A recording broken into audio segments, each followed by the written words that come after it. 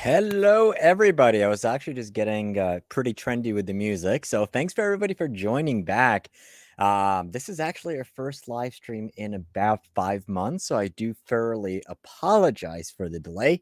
I have actually been on a couple other live streams, so friends of the channel, Ilya, Dark Lord of Optics, I was on his, I think at least once or twice. So possibly a few of you caught me on there.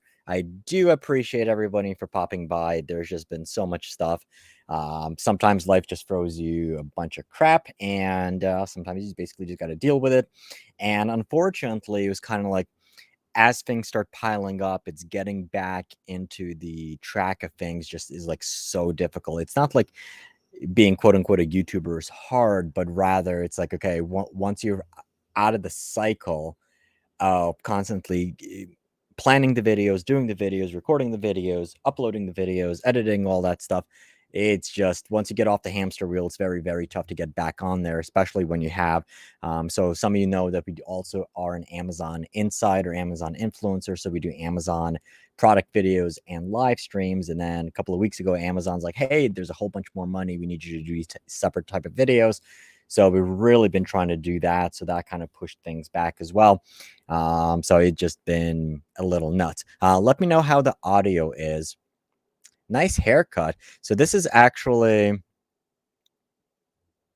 um, this is me going bald.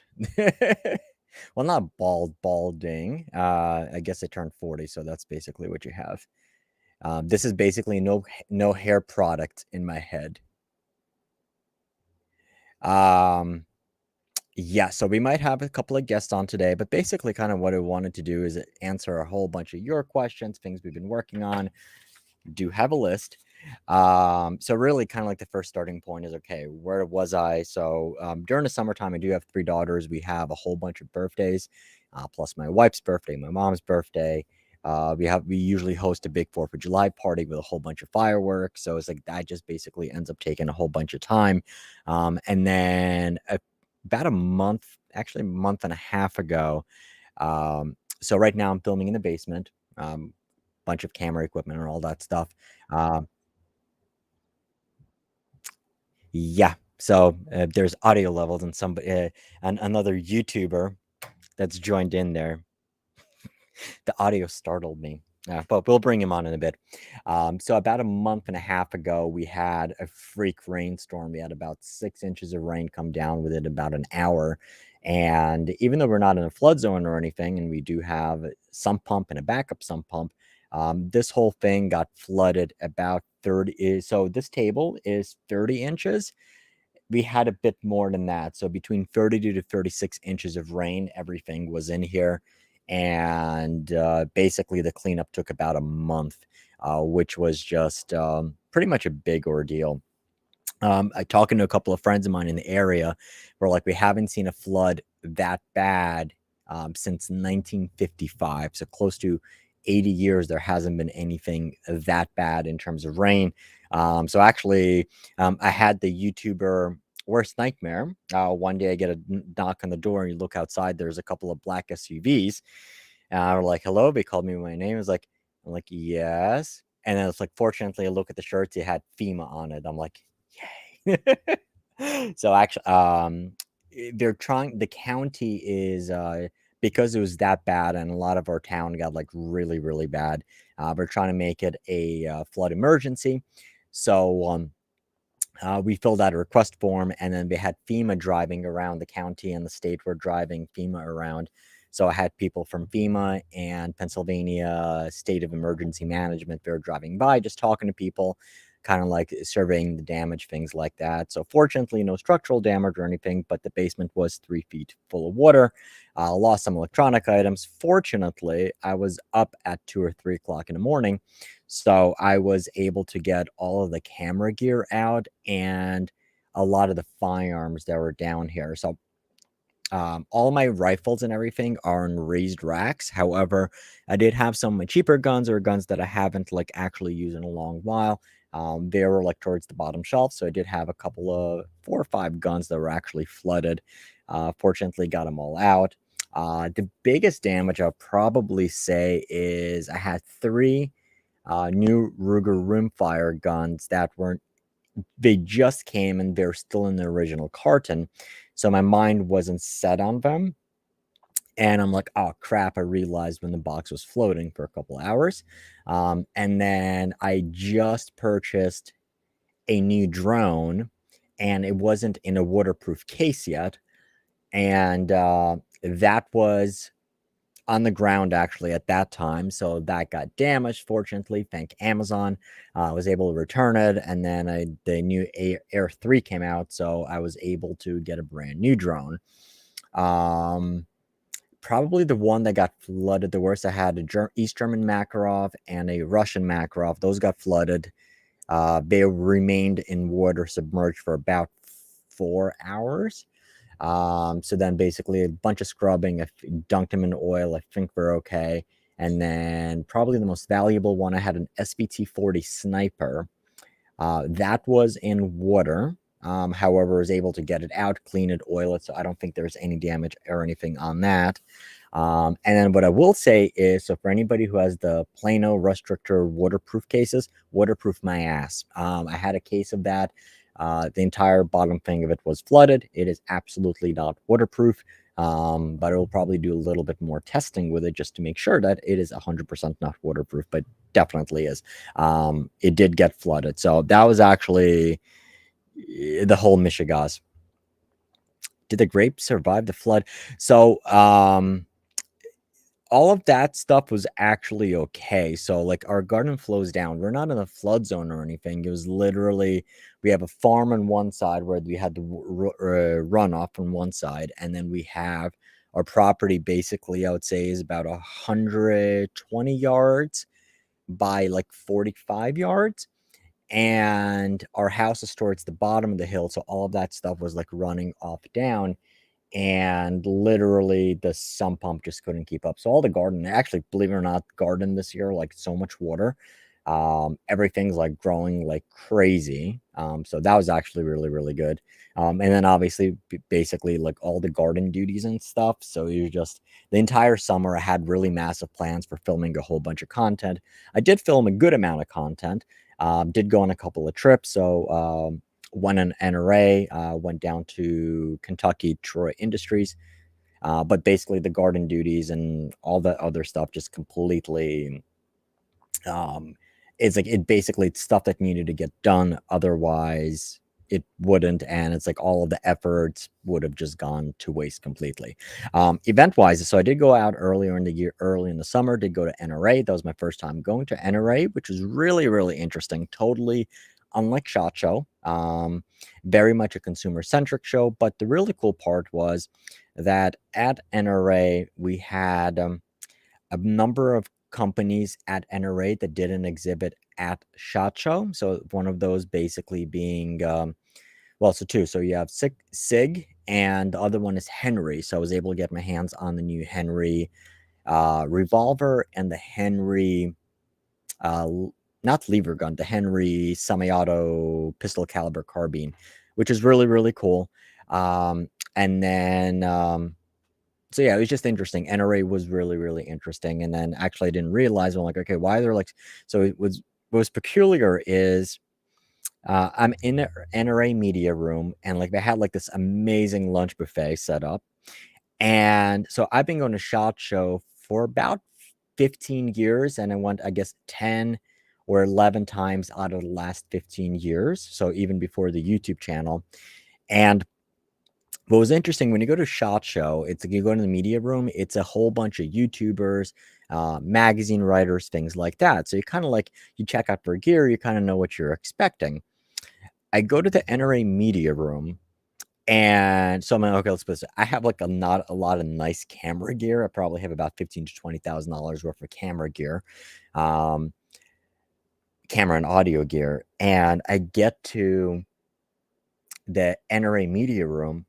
There are people with $15,000 tripods. So if anybody knows tripods, so they have like Sackler tripods, and they have like professional like camera gear. I'm like, holy crap! I'm like, what's going on here?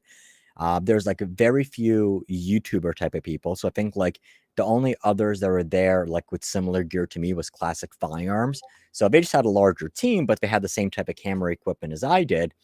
But a whole bunch of these other people were like people I've never seen before. And I mean, like full production crews with like media carts, like massive cameras. And then there's like this really, really nice lunch. And like all I'm seeing is like, oh, like why is there Secret Service running around? I'm like, oh, Trump is speaking and Jim Jordan is speaking and Vivek Ramaswamy is speaking. So that was actually the first days when at the NRA policy meeting, they had invited all of the bigwigs. So Mike Pence, who else was there? Mike Pence, Ramaswamy, Trump, Jim Jordan. I don't think DeSantis was there, but there's a couple of other people who were there speaking, and I was like, "Heh, all right, really, really interesting." And all of those professional people were actually camera crews who got there in order to cover the presidential candidates and all the other politicians. And then the following day, none of them were there, and it was basically like SHOT Show or even less. So really, really cool event. I'm definitely looking forward to going to it next year. And then actually about a month ago, well, we know who is compensating. And then about a month ago, I was down in Tennessee and Kentucky doing some videos with Troy Firearms, and I will be there. So we're going to have a whole bunch of videos with them. We did a factory tour, and it was actually pretty nice. Got to meet the people, and we're working on something really, really special. So, guys, stay tuned for that. That'll be awesome. And I'm going to have a whole bunch of those videos out there. And then I went up to about 30 minutes north. I met up with our friend Ryan from Bending Ballistics, and we went to his friend's range, and we're able to shoot out to 1,550 yards. I will say what was really awesome is we did it with a 6.5 Grendel. So our Ruger American that we Gucci-fied and upgraded into the Sharp Seat Seeker chassis. We got that out to 1,550 yards, and we got it on the drone and camera. It was an amazing experience. It was an amazing range. We're going to try to do some events there. So that was that. Really, really, really cool stuff. So I'm going to bring on our guest. Steven, let me know in the private chat whether you're ready. And then we'll kind of discuss some of the other stuff that is going on. And before we do that, make sure you smash the like button and share this. This will definitely be really helpful. Before we kind of get into anything else, I do promise we will be doing this regularly. So I'm going to try at least every other week, but my goal will be to do a live stream every week. And we'll kind of give you the updates, talk about some of the new stuff. Obviously, we do have our Sunway photo shooting tripod giveaway. Make sure you go do that. So it's give me in the community tab, and I will bring that in. And if you want to support the channel, if you have any questions, make sure send a super chat. That's definitely going to be appreciated. It'll help cover some of the cost of flooded guns. And we'll go through some of the topics that way. All right, so I see Steven is okay. So we're going to bring Steven on. We're going to discuss the news, and then we're going to go from there. So let me actually put these headphones on, and then because otherwise he's going to start screaming. What's going on? Oh, another day. Oh another day. my God, you're clean shaven. Yeah. As of like 6 hours ago. Yeah. Even did my head. Wow. So you go to, I guess you had to get all the dirt and grime from your trip up north, right? Yeah, I hadn't shaved since before the trip, I think, like 3 days before. So it was getting pretty rough. Like I have more neck hair than I think beard. Like I got a neck beard pretty good, so that gets a little annoying at night. Sometimes gets itchy, and so yeah. And my head, it makes me look like I'm even older than I already look like. I'm 20 years older than I am with the head. Like it gets real thick, widow's peak or whatever they call it. It gets real thick on the sides. So I finally got sick of it and decided to buzz it in the shower today. Very, very nice. And actually reminds me, I had like one other thing on my list that I definitely want to discuss. which was okay. And then we see we have Derek from Mr. Northwest Guns joined. All right, so here's a question. And now, well, Stephen, first and foremost, congratulations. I saw you had an awesome trip, and congratulations on the massive growth you've had in your channel. So I'm like so happy for you. I mean, like your channel is like almost approaching on 100,000 soon. Um, you're posting so I mean, you've always posted a whole bunch of long form content, and then starting with Shot Show, you started posting vertical videos, and it's just like taken off. Yeah, I mean, I've always posted a ridiculous amount of content, but it's only been the last 16 months that I've tried to turn things more into a business, or I should say like level up the quality. Yeah. So significant time and money put into that. I think, I mean, we put out 2 to 3 long form videos a week still, which has pretty much always been the case. And then actually maybe even more so than before. And then, but we do like basically one short form vertical video a day. We might be moving to 4 shorts a week though. So maybe a little bit less, but There you go. And it's actually interesting. So not yesterday, 2 days ago, I was at a conference in New York City where we had a person from YouTube there, a partner manager, and we were asking about like long versus short form content, and it basically said that if you're doing 3 to 4 vertical videos per week, that's considered a extremely high cadence. So yeah. And I've been doing probably 7 to 10 because yeah, there was weeks we did like 15, but I try to do one a day. I think we're going to move to 3 or 4 just because I think the return on investment, so to speak, is still the same. And then with hunting season around the corner, and I'm not sure if I'm keeping my editor or not. Like it's definitely a crunch. I'm definitely getting crunched, squeezed for time. So might move to a little bit less for a couple months here. Still have the same two. Actually, we'll have better long form probably coming out. We'll have like more rifle comparisons yep, and more rifle reviews that are actually showing shooting that are actually going to be like better than the first half of this year. We already have some coming out, but like we definitely have, my goodness, we're going to have like 40 to 80 rifle comparison and rifle reviews that's awesome. probably over the next 12 months. So, And especially heading into hunting season, I'm sure that's definitely going to be appreciated by a lot of people.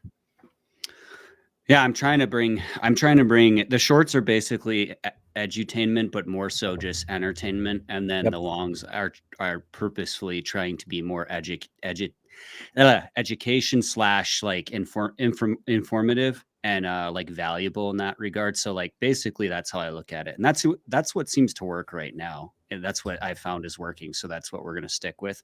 I'm still doing hunting films because even though they don't do well, that's like my passion really. So it's important to me to keep doing those. absolutely.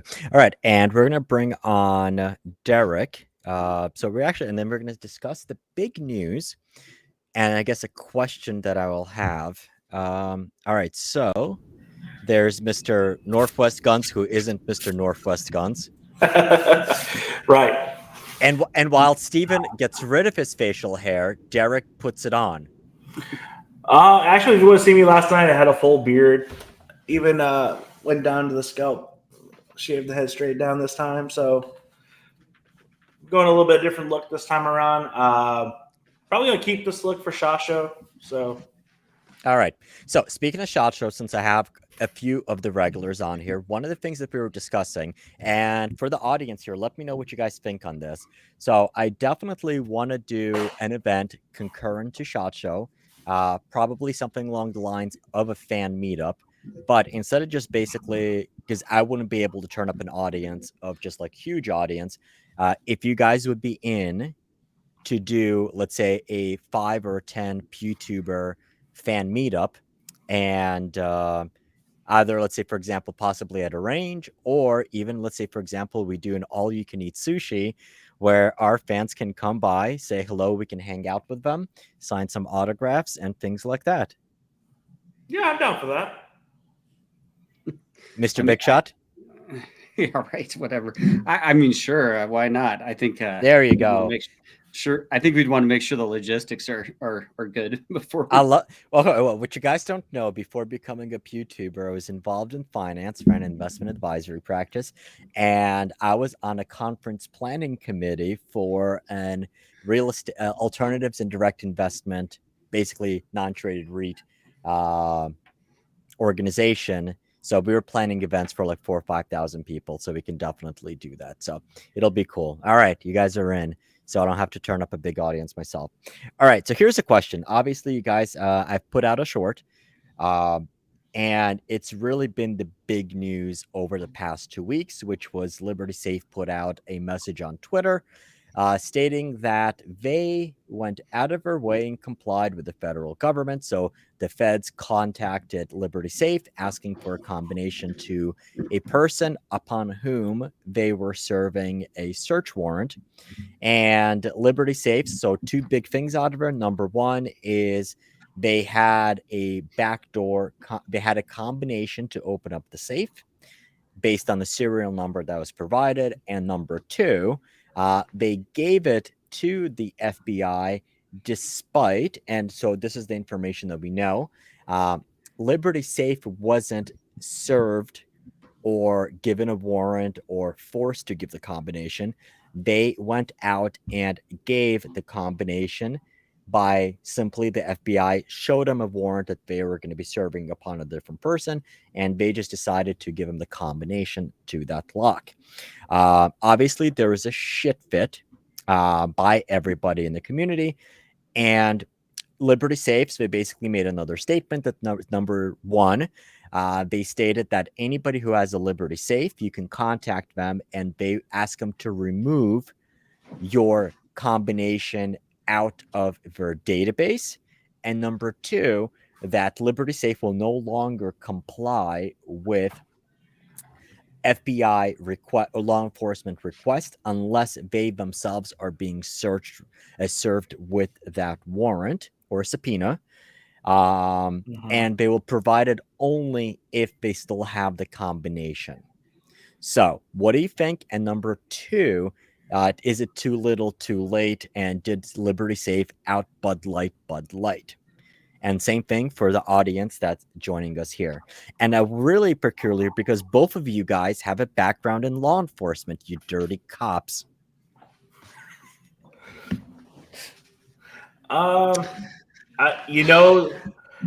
they out Bud Light, Bud Light? That one's a hard one to say because it's only been 2 weeks. I didn't even know anything about this till about 4 or 5 days ago, and I just started researching it lately. And it doesn't surprise me with any of the stuff that pops up, to say the least. But, I mean, if it's going to happen, it's going to happen. Do I think Liberty Safes is going to have a hard time with sales? Absolutely. But in the long run, I don't think they're going to get too many repeat customers right this second for the most part. But, they had the right before all this to say, no, we don't want to give you any information without a warrant. But, I mean, it is what it is. It's that whole January 6th thing. Everybody is just raving about right now. So we'll see what happens with it. Okay, so, but were you surprised that they had backup combinations to these saves? No. Okay, Steven? I barely heard what was going on. Am I surprised that they had backup combinations? Like default combinations? Well, what do you think about the whole scenario? I mean, number one is what do you think about it? And number two, do you think it's too little, too late for Liberty Safes? Did they out Bud Light? Did they out Black Rifle Coffee? So I only heard bits and pieces of this. So and I don't know that much about it. You're saying that they provided the FBI with a default code to get in somebody's safe for a search warrant or what? Okay, so basically the FBI was going to be searching and they got a warrant for one of the people who was a J6. They somehow knew that he had a Liberty Safe. They contacted Liberty Safe. they showed Liberty Safe the warrant that they were going to search somebody's house.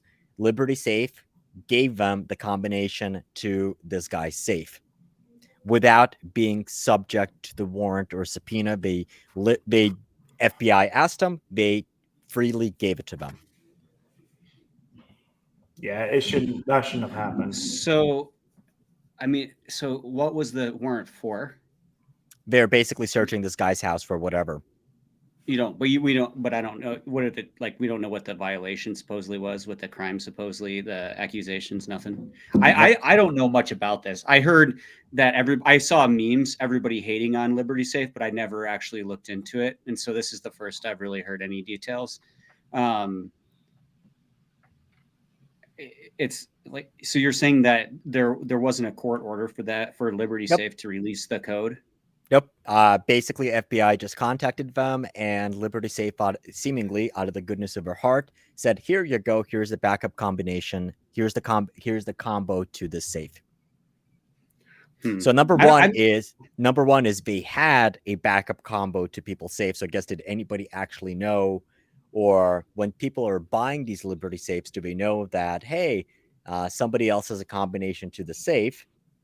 And number two, the fact that they gave the they gave the combination to law enforcement without being subject to a court order. It's interesting that, I mean, they normally have a default code, obviously, and then you obviously get, like, usually 2 keys, physical keys, as a backup. So it's no surprise. I guess in a sense, it's not a surprise that they could have backup keys. Okay. So in that regard, that's kind of a moot point in a sense. Having a code, I mean, it's not surprising to me. It's a little scary maybe, but it's not like surprising to me. I don't think they out Bud Light, whatever that phrase. I don't think they did. I mean, that to me is a lot bigger thing on every scale. Okay. But I think that, or would you say Black Rifle Coffee? Or they out BRC'd Black Rifle Coffee. So basically, for people not familiar with the Black Rifle Coffee, so everyone's talking about Bud Light, but the Black Rifle Coffee thing is, so Black Rifle Coffee panders to gun people by basically saying, hey, it's like, hey, like, this is the coffee for Americans and patriots and anybody who buys guns, and hey, we have an AR-15 in our coffee. Meanwhile, the founders of the company were caught making big donations to Democrats, anti-gun people, and they basically came out in support of gun control. They definitely are pro-veteran organization, but absolutely not pro-gun by any means of the stretch. I mean, so from my perspective, so it kind of like, bring it up. So, like, I mean, you have liberty in the name of the freaking company.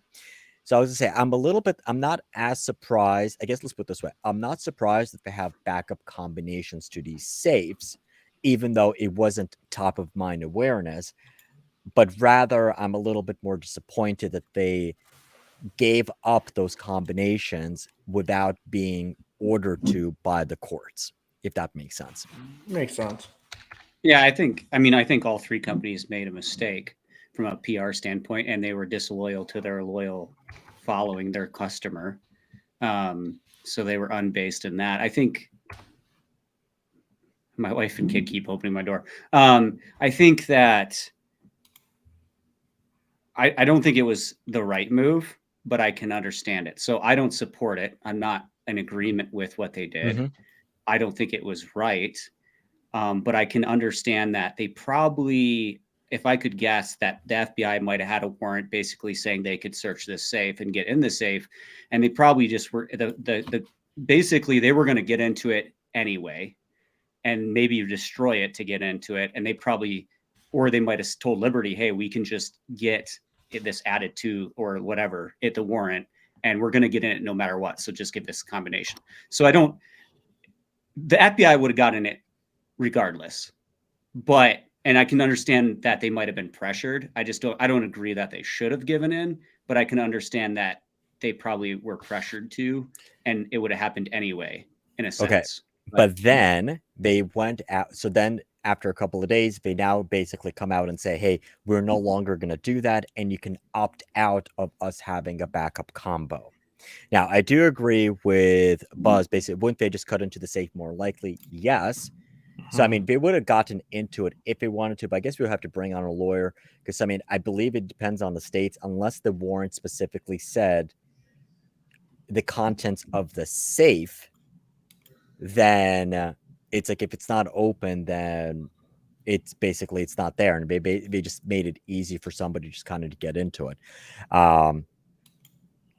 I mean, they were legally going to get in. I don't even know I have no idea what the case is. I have no idea if this guy actually deserved this in a non-infringing way, so to speak. Like if it was just what the FBI was doing was justified to begin with. I have no idea. Sure. Because I don't.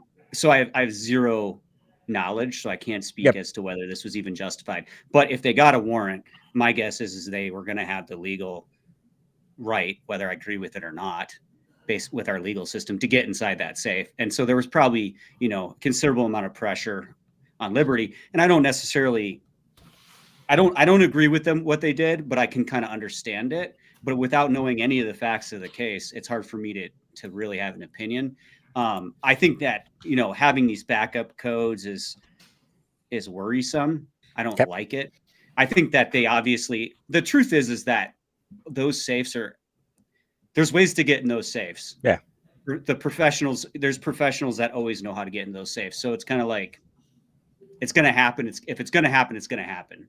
But I don't think they should have a database with the codes per se. And certainly not, I don't agree that they should make it available to law enforcement.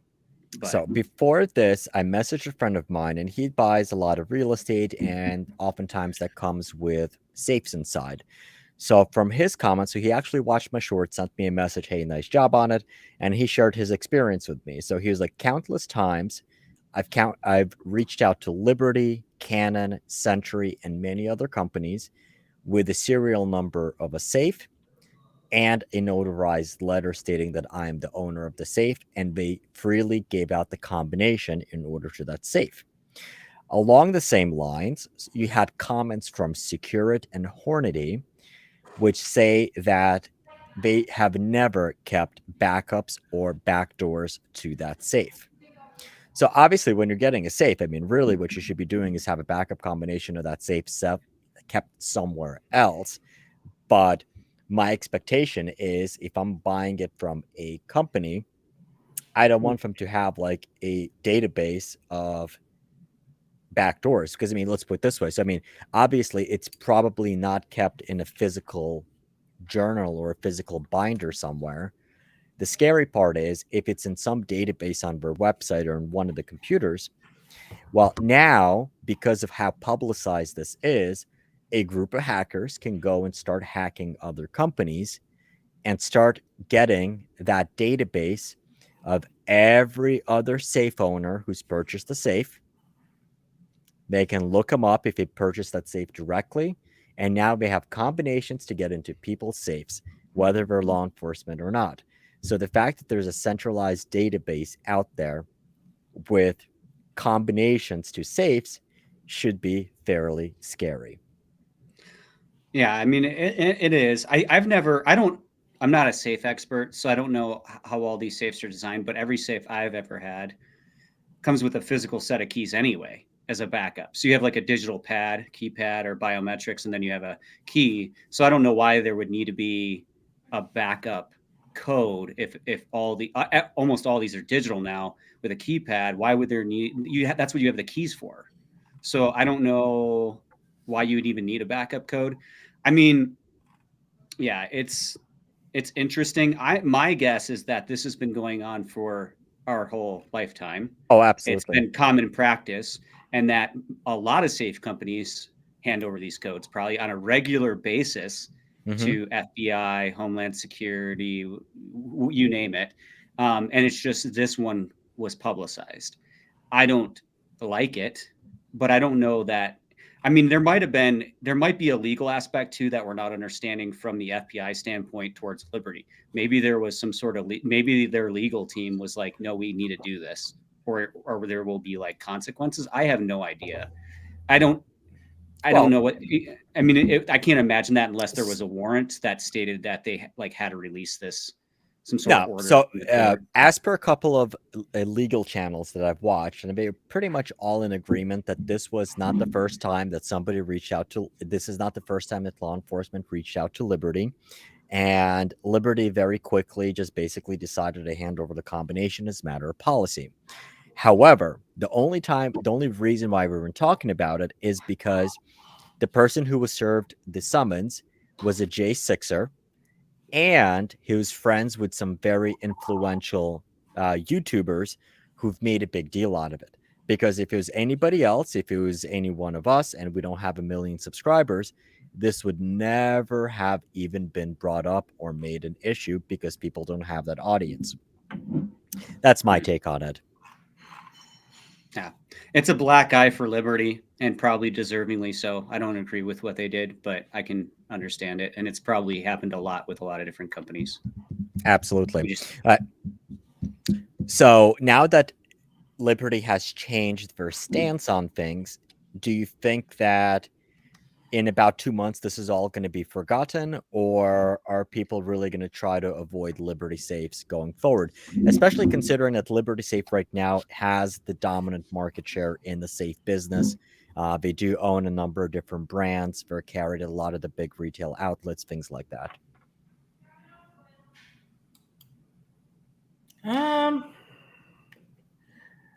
That's a hard one to say.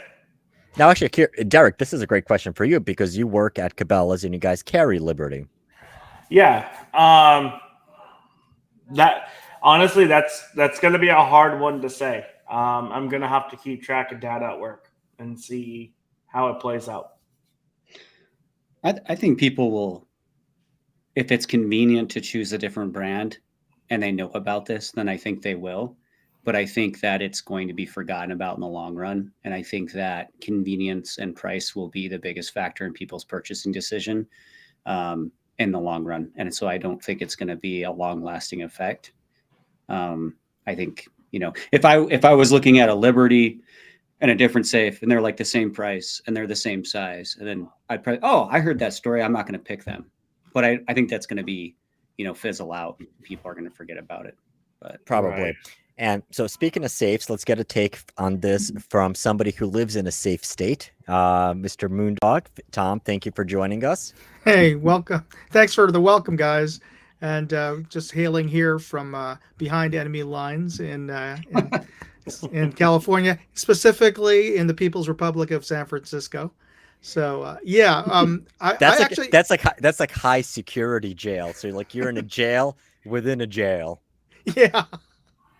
So, but yeah, people have, people buy, and then California actually has specific regulations as to what counts as a safe in California. It has to be like certified with the California DOJ before they list it as a legit safe, and that applies to the draconian gun laws here that you have to have a certain approved safe in California before they will release the firearm that they've even held from you for 10 days for your safety and the public safety. But yeah, I agree with what you guys are saying, is that I think it'll blow over. Especially I hadn't heard that they changed their stance recently, so that was news to me. But the blowback will probably last a little bit longer than any sort of backpedaling they have, just because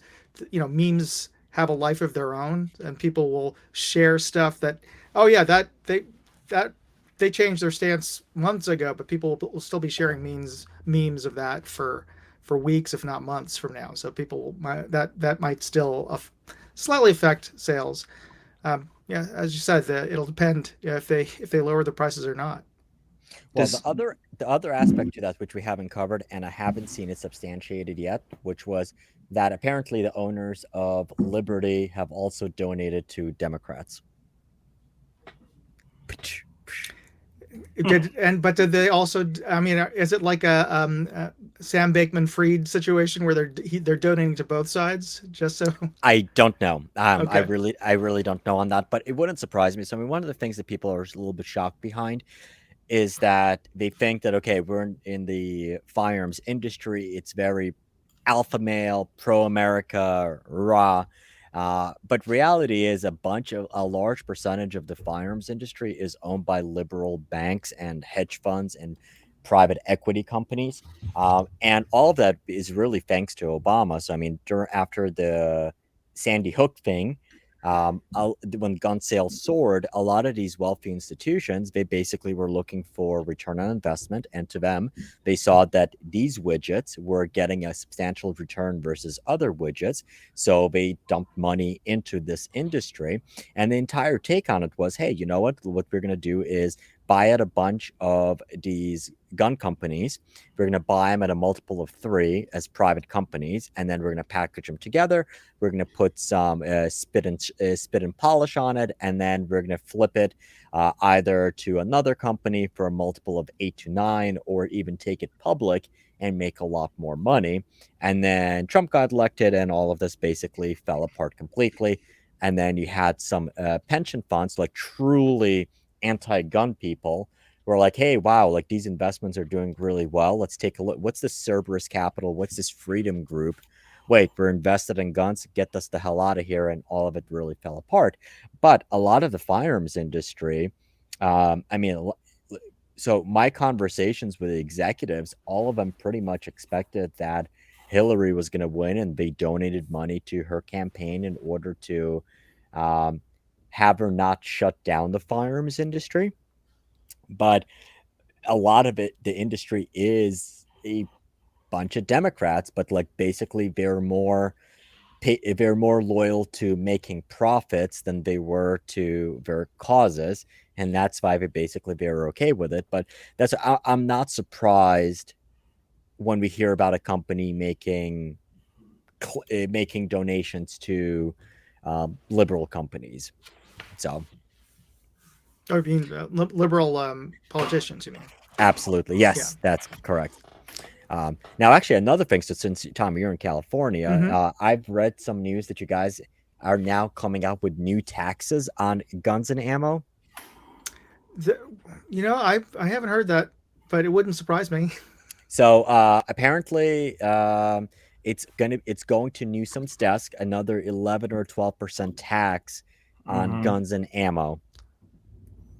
Yeah, we just got the heads up about that the other day at work. Okay, I'll have to Google that because I'm sure that'll be a fun little conversation. Tomorrow night is the board meeting at my gun club. So I'll see what everybody else has to say about that. Yep.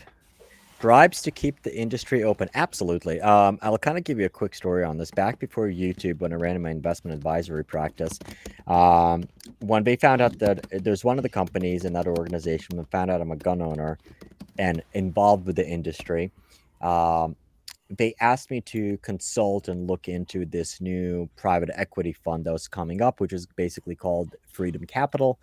And the entire premise on it was that we're going to be investing in pro-America stuff. So American farmland, American manufacturing, oil and gas, and the firearms industry. And who do you think we paid to get on the board of directors? Who's the most pro-war person you can find that you would think? Hunter Biden. No. No.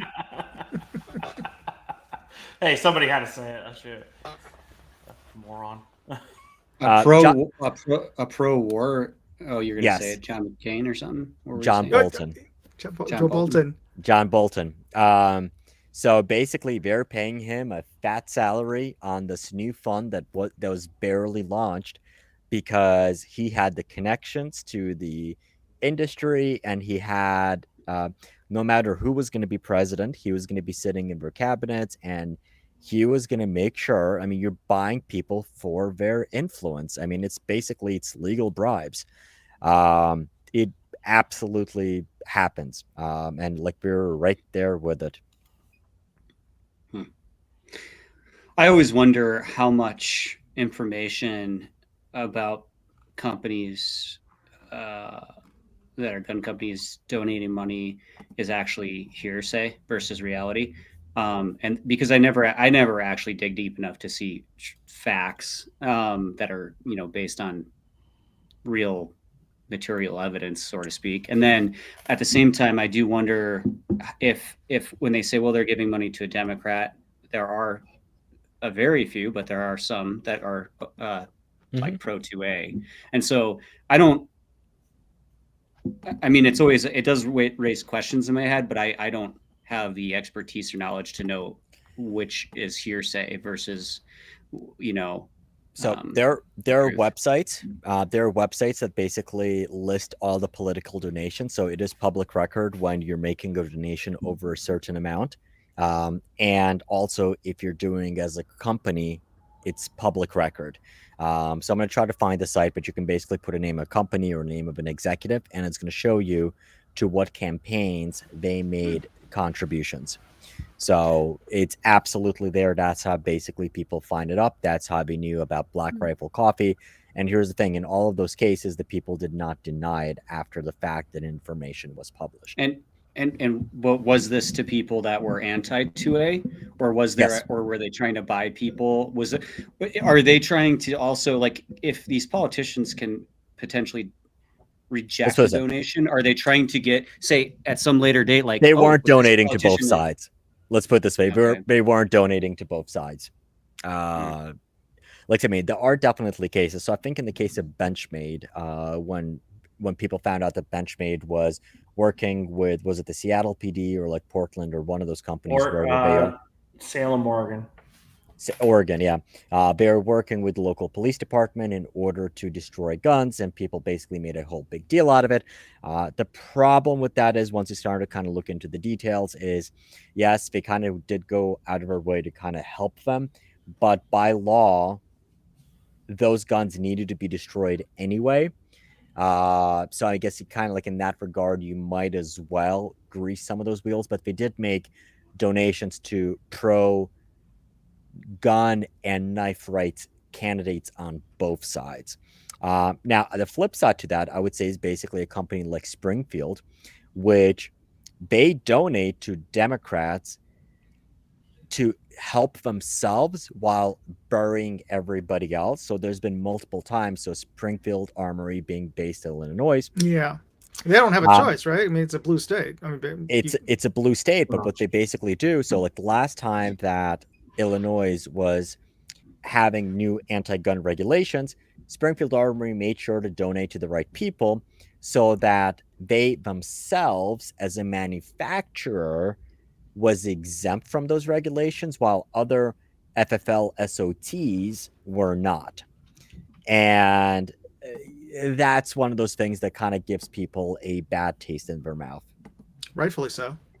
Well, it's all corruption, basically. I mean, if you look at, in my opinion, like obviously being paid to make a decision in favor of a certain party that's not based on anything else but money, essentially, is corruption. Yeah.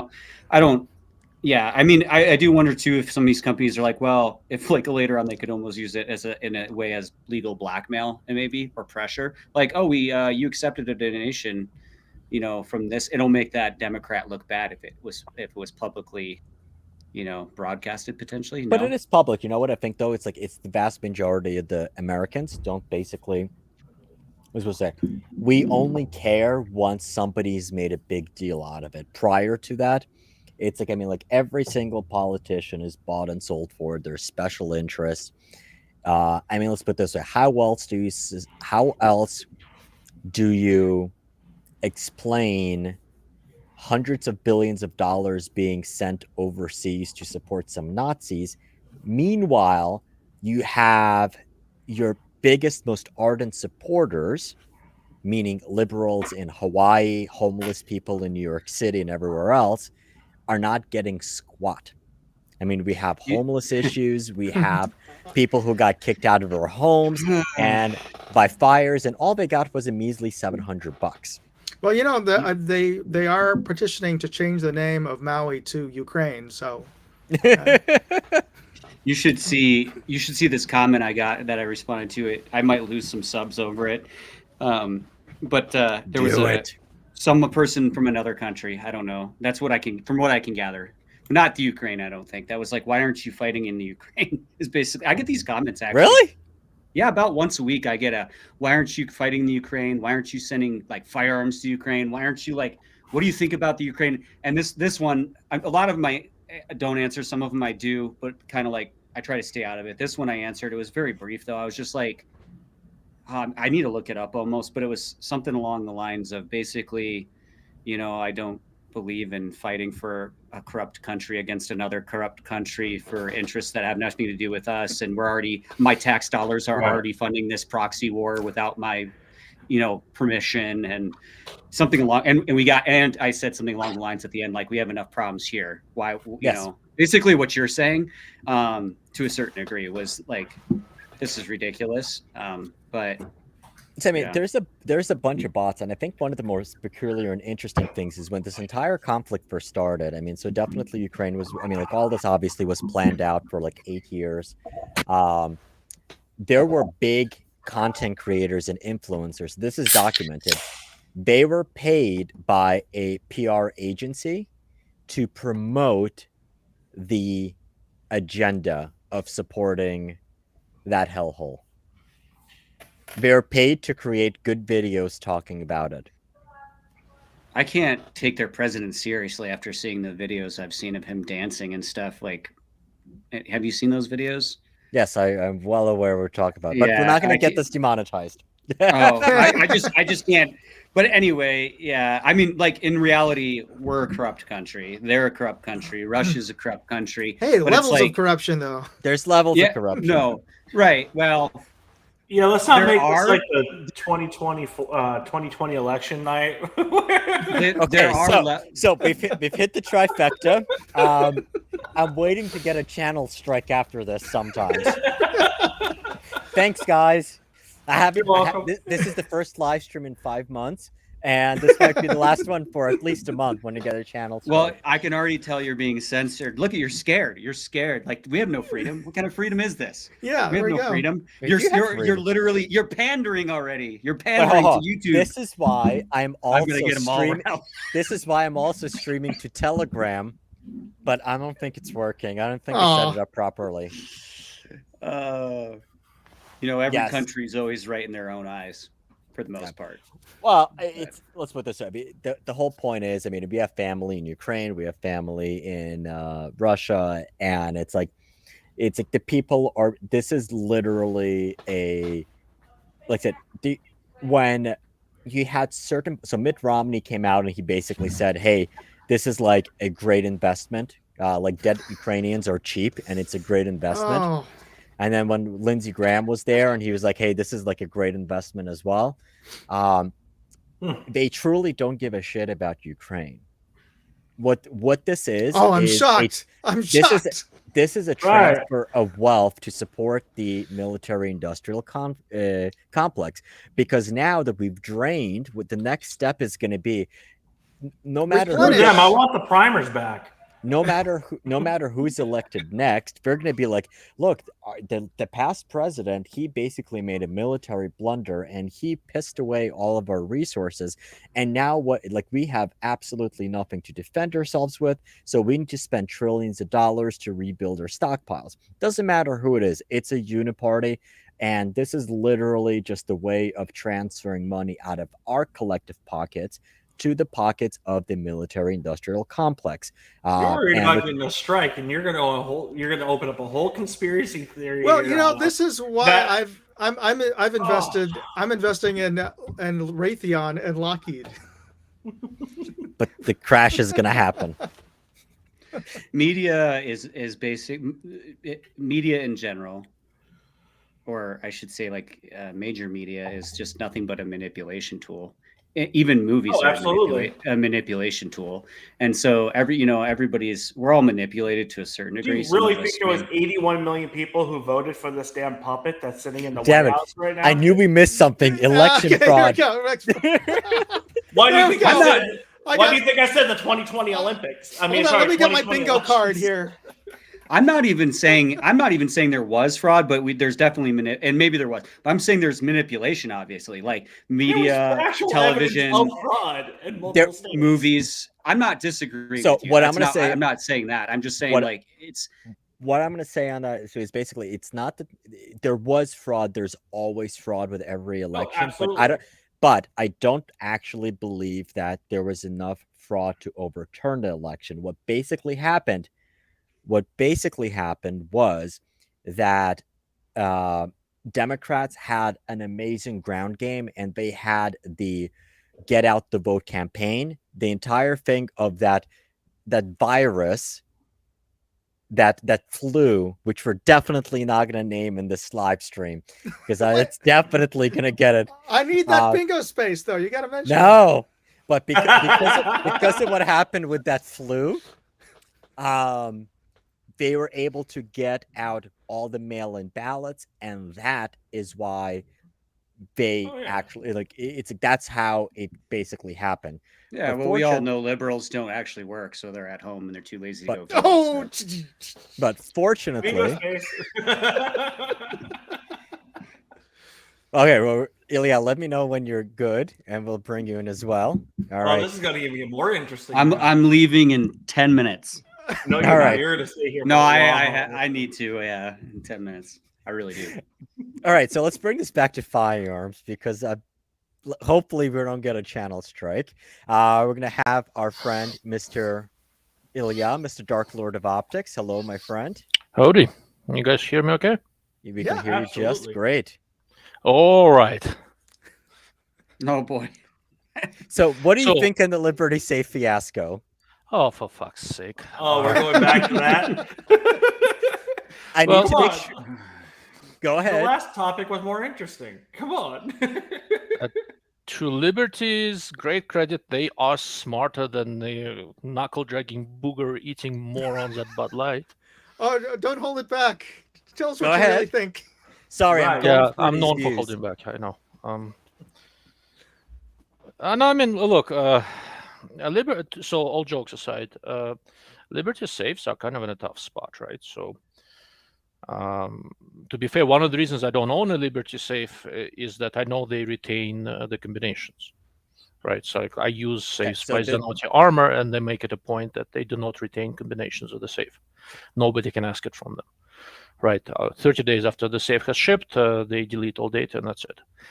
When you have the data, it's really interesting whether you can safely withhold that from the FBI and how much crap you're willing to go through to do so, right? They are, I mean, I kind of feel for them. They're running a business.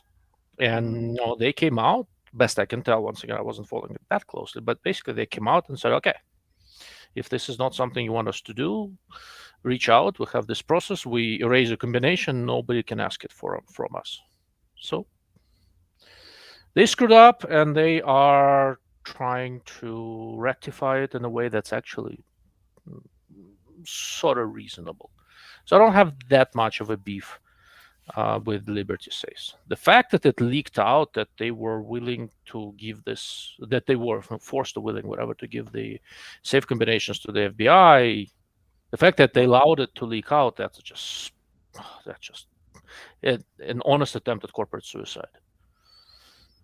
So there we go. I don't know. So to you, as somebody in that, it wasn't a surprise that they had backdoors and they maintained them for a long time. So a few years ago, I did a lot of research into safes. And given that I move a fair bit, I was leaning toward the modular safe anyway. But Liberty Safe is one of the companies I looked at because there I can get a safe for free, which is always a nice thing. Oh, yeah. But what I didn't realize is that you can erase a combination. Had I known that you can ask them to erase a combination, maybe I would have gotten it. Well, no, this was so you can ask them to only right now. They did not have this before. Oh, they did not have it before. Okay, yeah. Only as a response a couple of days ago, we basically said we're going to make it a policy that we're no longer going to freely. So they gave the combination out to the FBI without a court order or without a subpoena or anything else along those lines. FBI called. They said, "Hey, we have a search warrant for this person. Here's the serial number." They gave it to them, and that was that. So as a result of this entire drama, they basically came out and they issued a statement saying going forward, you have the right to opt out of us keeping a backup combo. Just let us know. And then also, we will no longer be giving out the combination to law enforcement unless we're subject to an order. And we'll only do that if we actually have it on record. So all of this is basically brand new. They have Got it. not Okay. done that in the past. You know what? I will say this. Given that they screwed up and they're fixing it in a way that actually is reasonable. Okay. Like, Yep. this is not going to make me put a black mark on Liberty safes, because they're essentially saying, yeah, we screwed up. We're not going to do it this way anymore. Everybody screws up. The only way to not screw up is to not do anything, right? Fair enough. They screwed up. They said we're not going to do this shit anymore. I think that's reasonable. Yeah. And this, so basically the one, so I know from a friends of mine, so Liberty, Canon, Sentry, and others have had maintained backup combos. They handed them out. The statements that we did have confirmed are Securit, which has been making safes for a while, and they're definitely one of those Pro 2A companies. They said we never maintained backup combos. Yep. And Hornady, which is new to safe, so that's not really surprising. I think like we're just trying to use this as a great marketing tool right now, that they don't maintain them. As far as you're aware, are other companies that also don't maintain them?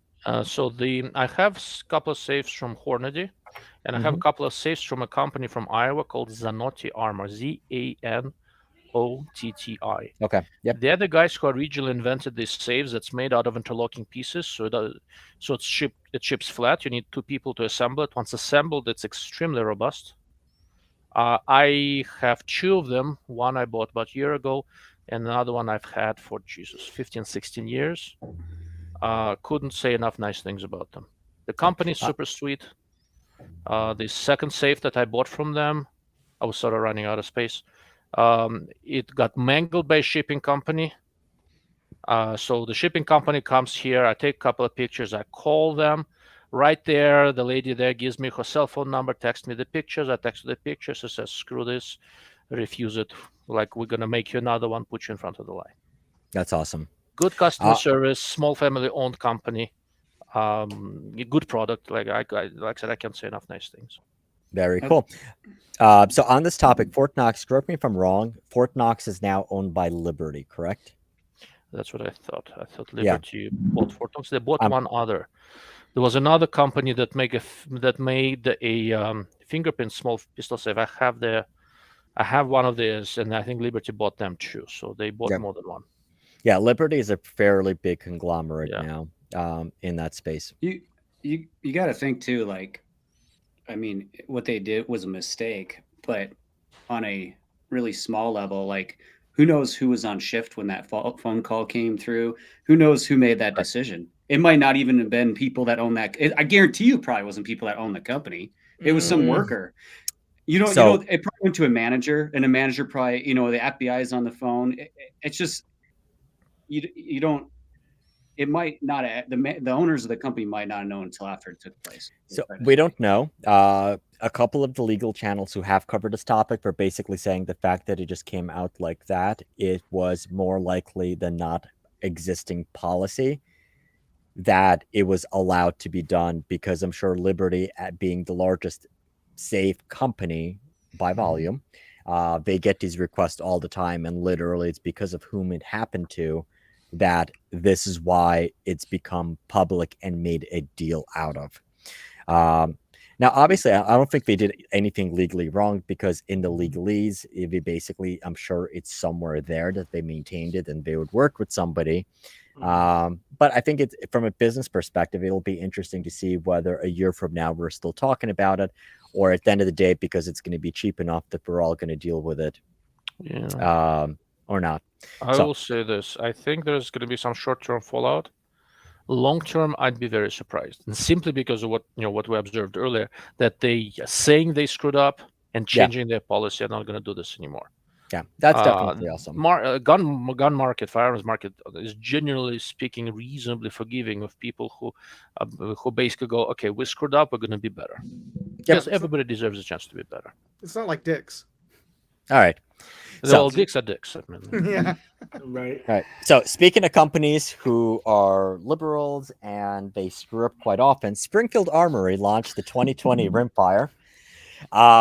And a few friends of ours, none of them actually that are on this live. So we got the full posse here, but a couple of them that are missing. They actually own the guns. So this 2020 Rimfire came out. It looked really, really cool. It had, for all intents and purposes, it feels, when people are reporting, it feels great in the hand. It has a lot of cool features, including the ability to use a Remington 700 trigger. And I believe it's also a 700 footprint action. Correct me if I'm wrong. So you can stick it into a 700 stock. However, I don't Are know they trying about to the do voodoo on a budget? Good luck. possibly. So, but it's made for them by a Turkish company. I believe it is Rite Arms, which generally makes shotguns. However, they made this Rimfire. However, so they do have an accuracy guarantee of 2 MOA at 50 yards with 3-shot group. That's However, not an that's accuracy awful. guarantee. That's a inaccuracy guarantee. Yeah.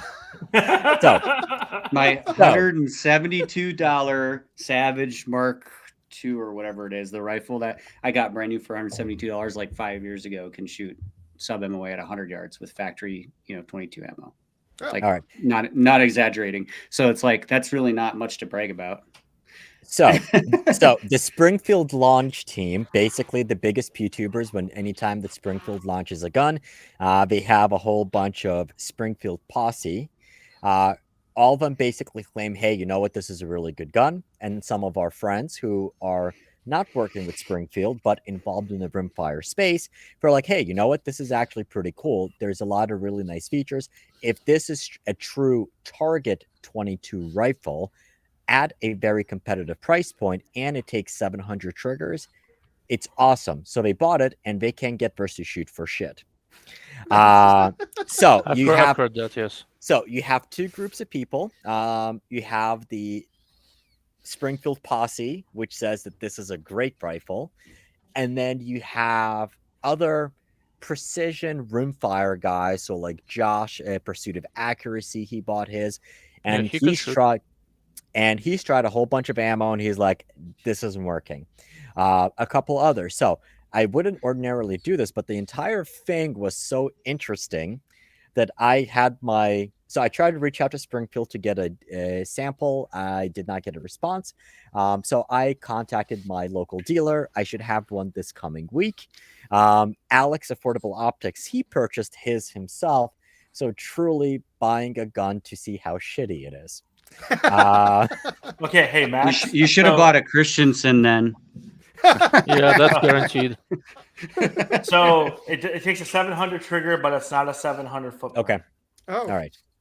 I think that this is a classic example of a company that makes some really good products and some not so good, which is a lot of companies. Like, obviously they screwed up. So what are their good products? Like. Well, I know people are going to argue with me, but I like the Waypoint 2020, the centerfire. I have one. It shoots great. It's a great gun. I'm happy with it. It's not a bad rifle for what it is. It really isn't. I really like it. It's the 20-inch 308. Yeah, it's a 20-inch 308 with the carbon fiber wrap barrel.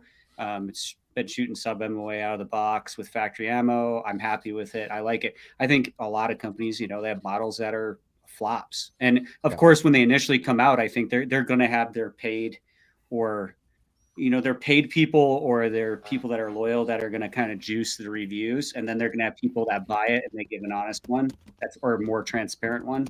But it's going to pan out. It's going to pan out to where, if it's truly not a good model, then I think it's going to pan out in the long run that it's not a good model and it's going to be a flop for them, and they're going to have to adjust it.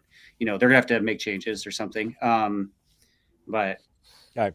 So here's basically this is a great segue into my next thing. It was my next topic, and it was going to be something that I was going to do a dedicated video on. And it is my belief that every single gun tuber is a shill, meaning we all have some level of biases.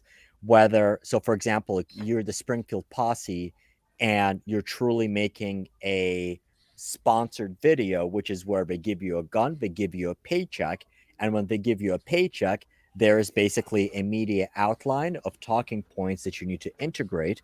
You do your video, you submit your video, they need to approve the video, and then you can publish it. from that side to the opposite side, where you might have any one of us go out and actually purchase a rifle, I still think no matter which case you're in, we're all biased.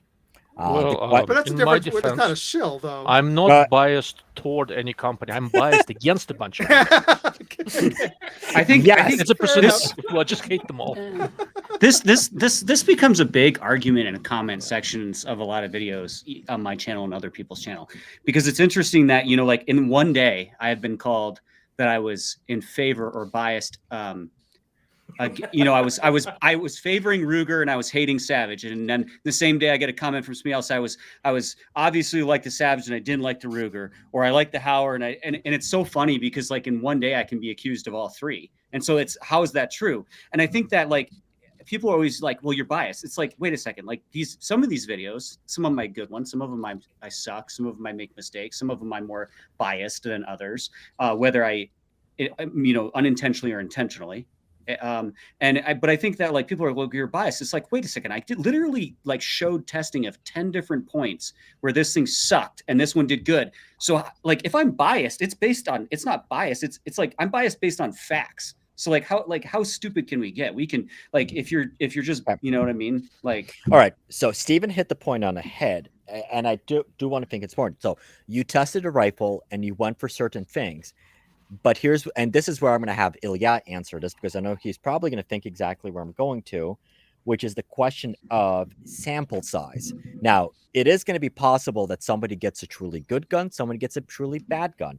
And what I will say, so I'm sure you guys who are also getting products from companies, every company is going to be a little bit different. So cough, cough, Mr. Rugershill. But here's basically what I know. So yes, I get firearms from Ruger that are sent to me for testing and evaluation on loan. However, I know for a fact that those guns come straight from the production inventory and were not hand checked by anybody.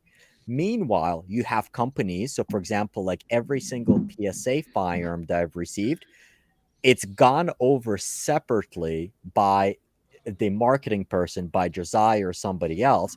Or when it comes to optics, for instance, so you'll have, I've had optics sent to me by SIG that were dead on arrival, and I'm like, how the hell did you miss this? And primary arms, so I've had a couple of sent to me and a couple of sent through me to Alex. Every single one of the primary arms media samples came with a 3-page checklist signed off by the head engineer that everything there was checked for. So go ahead. Can I interject in the primary arms? Yes. Because I was curious. So I went to Houston and spent a day with them. Every single product they have, no matter the price, goes through that same exact checklist. Yeah. Every single freaking That's awesome. one. They're not checking that one. Sorry. So, sorry, I was going to highlight you. I thought you didn't fit the media agenda. That's obvious anti-Semitism. Okay. I'm Jewish. Yeah. He was canceling you. He was canceling you because you didn't agree. If we're going to talk about the thing, so this is the same exact thing when Ilya can say, well, there's no Nazism in Ukraine because Zelensky is Jewish. Of course there's Nazism in Ukraine. Not as much as in Russia, but there is. Hey. Just saying that word is going to get you banned now.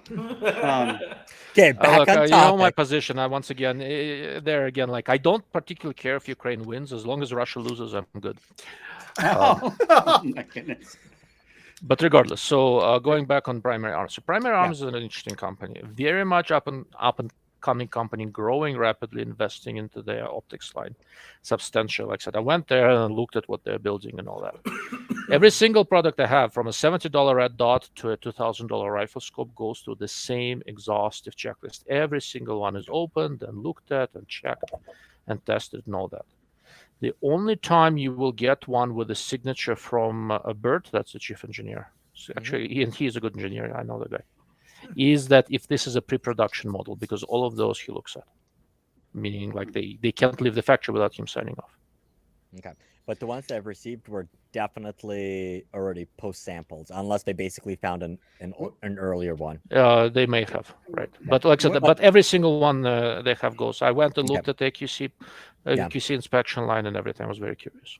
And I know that's something we've definitely discussed in the past, but even let's say, for example, taking primary arms out of the equation, what's the take when you're doing an optics video, or what are your guys' takes when you're doing an optics or a gun video?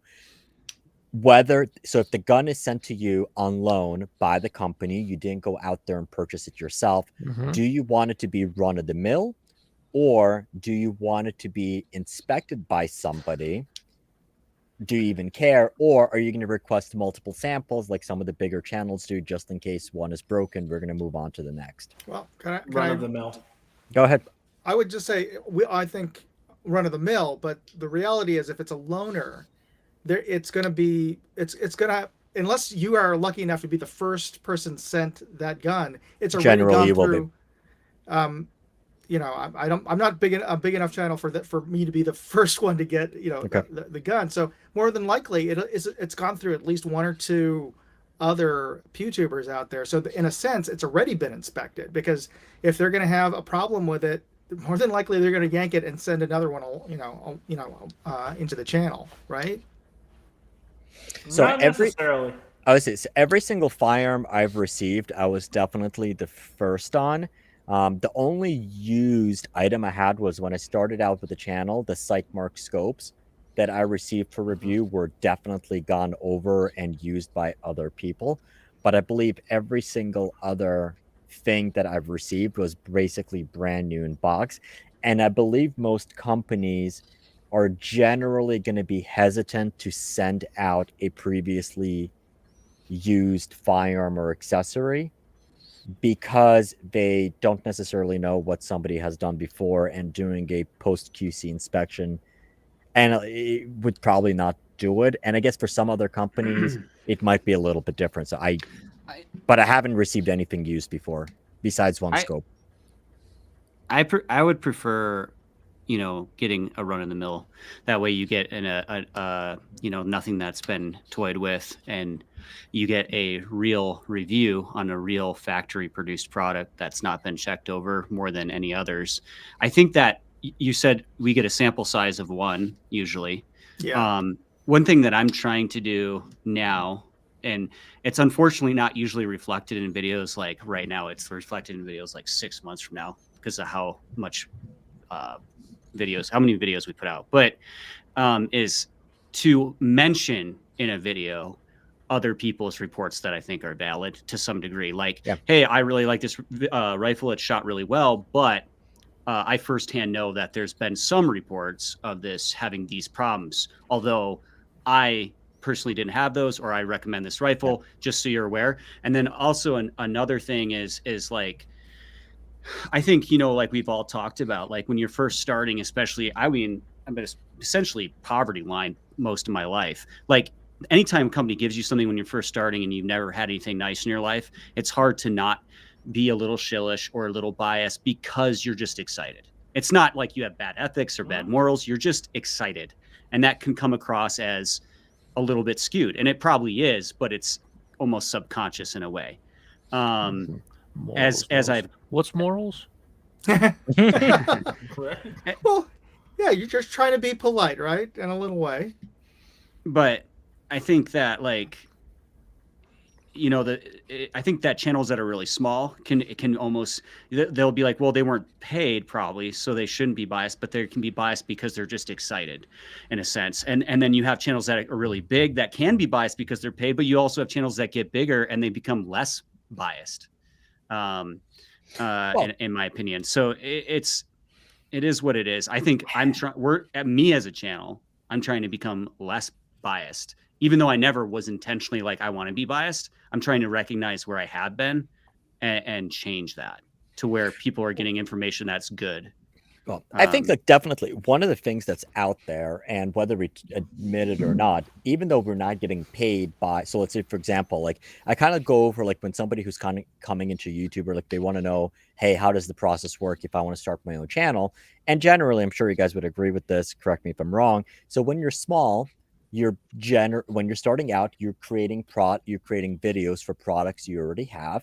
Unless you're already known by these companies, you get a little bit bigger. You can contact a company. They might send you the product on loan that then you can basically do the video on. And if they like it, they may possibly tell you, hey, you know what, just keep it or buy it at a discount or return it. Then when you take a step up above that, then the company is going to reach out, and the expectation is you're going to be able to keep that product. And then when you're at the higher level, let's say, for example, like IB888 and all that stuff, the expectation is, hey, we're going to send you the product, and then we're going to send you the product in hopes that you might do a video on it. But if we definitely want you to do a video on it, it's going to be how much of a check do we need to write out along those lines as well. And what I would say is kind of like when you're first getting that product by a company, even if it's on loan or not, you do feel, even though there's no check attached to it, and even though the company doesn't have any editorial rights over your content, they can't contractually prevent you from publishing that content. But you pretty much know in the back of your mind that, hey, if I'm going to be lying about this product, or if I'm going to be extra unfair, or let's say, for example, if it's a truly bad product and you're super honest, you might not get anything from that company ever again until you hit that mega level where whether you do a good video or a bad video for it, they have to work with you because it's expected that when you're that size, we need you to do a video on that product. Interesting. I think also, like, if you buy a product and you don't necessarily have a lot of money, but like certainly if you buy a product, a lot of people kind of tend to want to be in favor of what they bought. Yes. There's a term for it, but like certainly it's like, hey, I spent $2,000. Confirmation bias. I paid $2,000 for this rifle. I really want it to be good, and I want to talk good about it because I paid $2,000 on it. Like that, that's a real thing, and so. Until you become a YouTuber and you buy a gun hoping it's shit because that's So going to you make for a better video.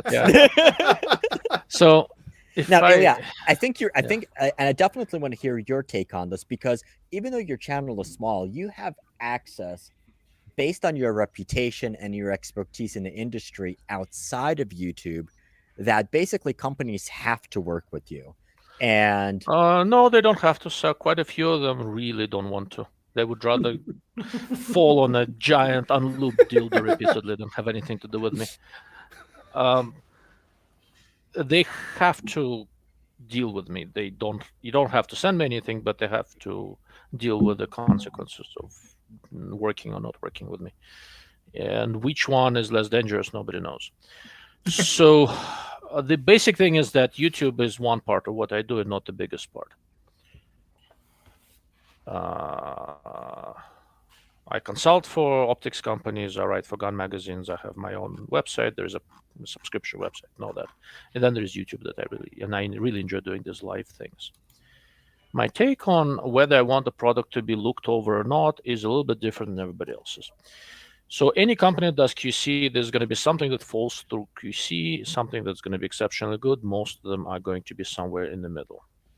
What I do not want to see is something that fell through the cracks of quality control, because that's not a normal product.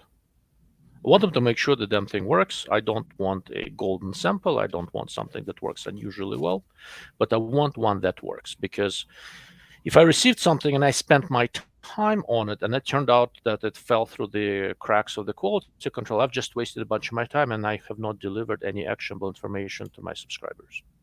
Because actionable information would be how good is the normal sample of this product. And for almost,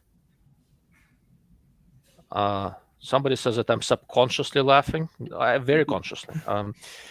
But I want to see a normal product, because my loyalty, honestly, is only to my supporters and subscribers. I have never done a sponsored video. I've never accepted money for a video. I never will. It's not something I do. That's one of the reasons I started the website with a paywall in it, so that I'm not responsible to anyone other than my subscribers who support me. That's it, right? Everybody else can go pound sand. repeatedly if they choose to. So I don't want to see anything unusually good or unusually bad. But one of the perks I get from having a separate website is that once I recommend something, I usually am able to keep tabs on how this product works for the people who purchased it per my recommendation. And if it's not holding up as well as the unit that I looked at was holding up, or if it's not as good, or if it turns out that what I looked at is not a properly representative sample, I start digging. What does it mean that I start digging? Well, I primarily deal with optics companies. So I go to those optics companies and ask them a large number of fairly unpleasant questions. And I can pull back my recommendation. Or what happens more often than not, optics companies are actually pretty open to recommendations to how to not screw up. Okay, so it becomes this lengthy process. If my recommendation was not accurate, I want to know why. I want to know what happened. And if it turns out that I got a cherry-picked sample, I will never have anything to do with that company again. Okay. And I know we've talked about this in the past as well, that there were, I think, like, I would say there's definitely going to be companies where the variation is going to be significantly less, but then Correct. you have other companies that, for example, like Arkin, where you have scopes that somebody basically says, hey, like all the reviewers that are getting them are like, wow, this is like an amazing scope. So even taking the affiliate commission out of the equation, which is sizable. I don't have an affiliate account. I don't have, yeah. So yeah, so even like once you take that out of the equation, it's like people's like, oh, this is a great scope. I never had any issues, this or that. And then you have other people who are buying it that are either going to fall into two camps, kind of like how Steven said. You're going to have one camp that like they don't want to look at the issues, or potentially they don't want to admit that they possibly made the wrong decision, or like they're so bought into the hype. And then you have other people who are quite vocal about, hey, you know what, like this thing is like breaking.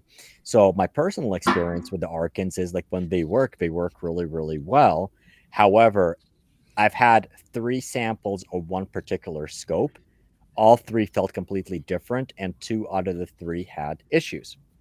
So this was the original SH4s, and even the SH4 Gen 2s, like all 3 felt completely different as well. And you just have that. And like then like so the video that I did where I brought this up, the Vortex Venom versus the SH4, you have people that are like on both sides. So in the same video, I'm called like, hey, you're a Vortex shill, which I'm probably the furthest thing away from a Vortex shill. And then you have like other people like, oh, it's like you're being too nice on Ark, and it's like, okay, so you definitely can't win one way or the other. But I definitely think so. Like there's yeah, it just looked weird. If you can't please everyone. Somebody's always going to call you a shill. Just stay true to yourself and move on. If you pissed off both sides in the same video, that means you did your job right, because that means you're objective and you pointed out flaws on both. I think that one thing too is like we're humans, right? So like and and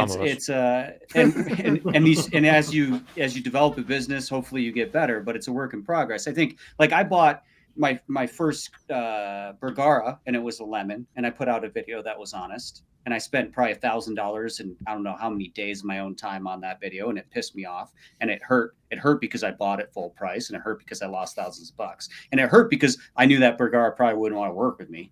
And then I got one 3 days. Was my mic really loud? No, you're just getting really aggravated real quick. This is no, he's not even close to that. What are you talking about? I'm not as laid back as I've seen him. Yeah, this is like Steven at a 3. Oh, I'm always pissed off because of my health problems. Maybe that's why. But I think this mic, it makes me sound even louder, and I talk loud to begin with. But and then like years later, I bought one full price, the Wilderness Ridge, and it's been awesome. It's been awesome. Yeah. So like what 3-4 years later, I made all these videos. I don't even know how many videos we have. We have videos scheduled to come out comparing it. We have videos, for like the next 6 months comparing it against the rifles. And I say I recommend it. Well, during that time, I got one at 50% off from their marketing agency or something along those lines, maybe 40% off. And it's the carbon, and I'm having problems with it. And I'm going through before I say whether it's good or bad. I'm not really there yet, but let's say it's been very bad so far. But I'm trying to make sure that my opinion is based on fact, not just like a feeling before I release a video on it. But it's not looking good. So it's like now people are going to see these videos where I'm recommending Bergara, and then they're going to see ones where I might not in the future because I need to be honest, right? But it's funny because you're recommending particular models. You're not recommending the company, the brand. You're recommending particular models of what that brand offers, not just, hey, Bergara in general, blah, blah, blah, blah, blah. You might like one model over here. You might not like another model over here. And that comes into play with a lot of this type of stuff that we do. Like, I have 3 different barrel companies over here right now that I'm completely doing testing for. 3 different types of rifling, 3 different lengths. And I can tell you right now, 2 of the calibers, I'm not a fanboy cartridge. I'm not a 6.5 Creedmoor guy. But it just, there's one of them, it absolutely shoots. My other one's my 243 Ackley Improved. I absolutely love the barrel. I love the caliber. I love everything about it.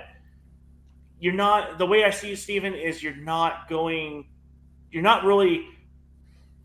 picking on the brand. You're just picking on the model of the rifle because honestly, I've had some Bergaras myself. They shoot or they don't shoot. It's simple as that. Yep. And I know a lot of people who have had Bergaras that have shot really well. They shot the barrel out. Well, here's the one downfall with Bergara that a lot of people don't understand is it's a metric thread shank. So guess what? There's only 1 or 2 barrel companies here in the United States that will actually touch it unless you can find a gunsmith, that will rebarrel it for you. That's kind of the downfall with Bergara, but the nice thing about it, they're actually a good action for the cost that you're paying for a whole rifle. So I can understand exactly what you're saying and what your frustration is, and this is the problem with carbon fiber barrels. And this is what we came into play with one other YouTuber we had in our group a while back is he had a 300 PRC. He couldn't shoot more than a 3-shot group without him starting to have flyers on the 4th, 5th, 6th, and 7th round. Well, he's in jail now. Yeah, I wasn't going to say names, but thanks, Max. But yeah, you're not. I don't see you as picking on the brand. Yep. I can just see you as determining what models work and what models aren't working. Yeah, but here's the thing. Bergara and Christensen in particular, they're well known to be hit or miss. Exactly. Wait a second. Christensen had a hit. What? My biggest. I don't. Who? What? I think that he said Christensen has a hit or miss. I'm trying to think of a Christensen having a hit. Got it. I think that I agree. I'm more just saying the feedback you get. Of course, the way the viewers can interpret it is well, you're lying or you're biased or you're being two-faced or you're saying things that oppose each other, and that's true because some people might be well, do you in a comment might be you recommend Bergara, and I might be well, I'm kind of on the fence because maybe maybe I'm having problems with this one, and then one was a total lemon, and then one was good. So it's what do you say? Because and certain things might be based on a model because they're specifications. Other things might be there's reoccurring problems on a regular basis, a lot of lemons, maybe Christensen. I feel has a lot of lemons. I don't feel I can recommend any of them in good faith. So here's the thing, though. I think probably there's only let's put it this way: only when it comes to optics can you basically watch Ilya's review to get his take, and that's pretty much going to be the word of God. However, when it comes to the Dark Lord, my apologies, kind sir. But when it comes to rifle reviews, especially when it's something like that, I don't think any one of our viewers are expected to only take our video and our recommendation or our take of it as the end all be all, because there are a lot of samples. And that's why pretty much in all my videos, day one, within the first minute, I put, hey, this is the relationship. I either bought this with my own money or I got this on loan, and present the facts and your experiences. And I think our viewers are smart enough to decide by themselves by taking our ideas in combination with all the other videos and basically figuring out, hey, is this an issue overall? Is this a repeating issue? Is this possibly an issue that I just had with my gun? With the exception of, let's say, for example, when you're looking at launch videos where it's pretty much going to be biased, whether let's put it this way, I don't care. Let's put it this way. If you are on the gun launch list, whether you are paid or not, you should absolutely take that video with a bit of skepticism, because even, let's say, for example, either at best case, so let's put it this way, by regulations, by FTC regulations, we are supposed to disclose the nature of relationship, and especially if we got paid. Do most YouTubers do it? Abso-freaking-lutely not. So until they do, basically assume that half of those people in the launch team, especially for a bigger channel, they got to check along with that gun. Best case scenario. Worst case scenario is they got to check along with one or two guns in case one gun doesn't work. And before the video was ever published, that video was sent and submitted to the company in order to get their approval on it and possibly some corrections or things like that. And then they had the final say on it. And basically, it is quite possible that before publishing that video, that YouTuber was sent on an all-expenses trip or hunt to wherever. Best case scenario is you might have someone, let's say, for example, like when Taurus reaches out to me and we're like, hey, can we, you want to be interested in launching a gun or this or that? I'm like, yeah, that'll be great. But there's no check attached to it. It's literally, here's a gun. And then let's say, for example, with Ruger, that gun comes with an invoice. I don't actually get anything I had one gun for free from Ruger. But everything basically gets a discounted price if you wanted to buy it, which is standard for the industry. But I basically do it because there's definitely value attached to being one of the first.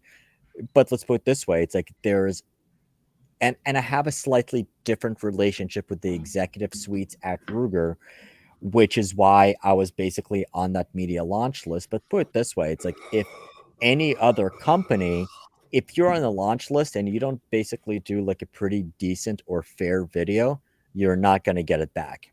You're not going to be back on that list. So like we're all biased. But once all of that is done and you start seeing all of those other videos, I definitely think viewers should take a bunch of those videos into considerations and make up their own minds. I don't expect somebody to just watch my video and say, hey, this is it and that's it.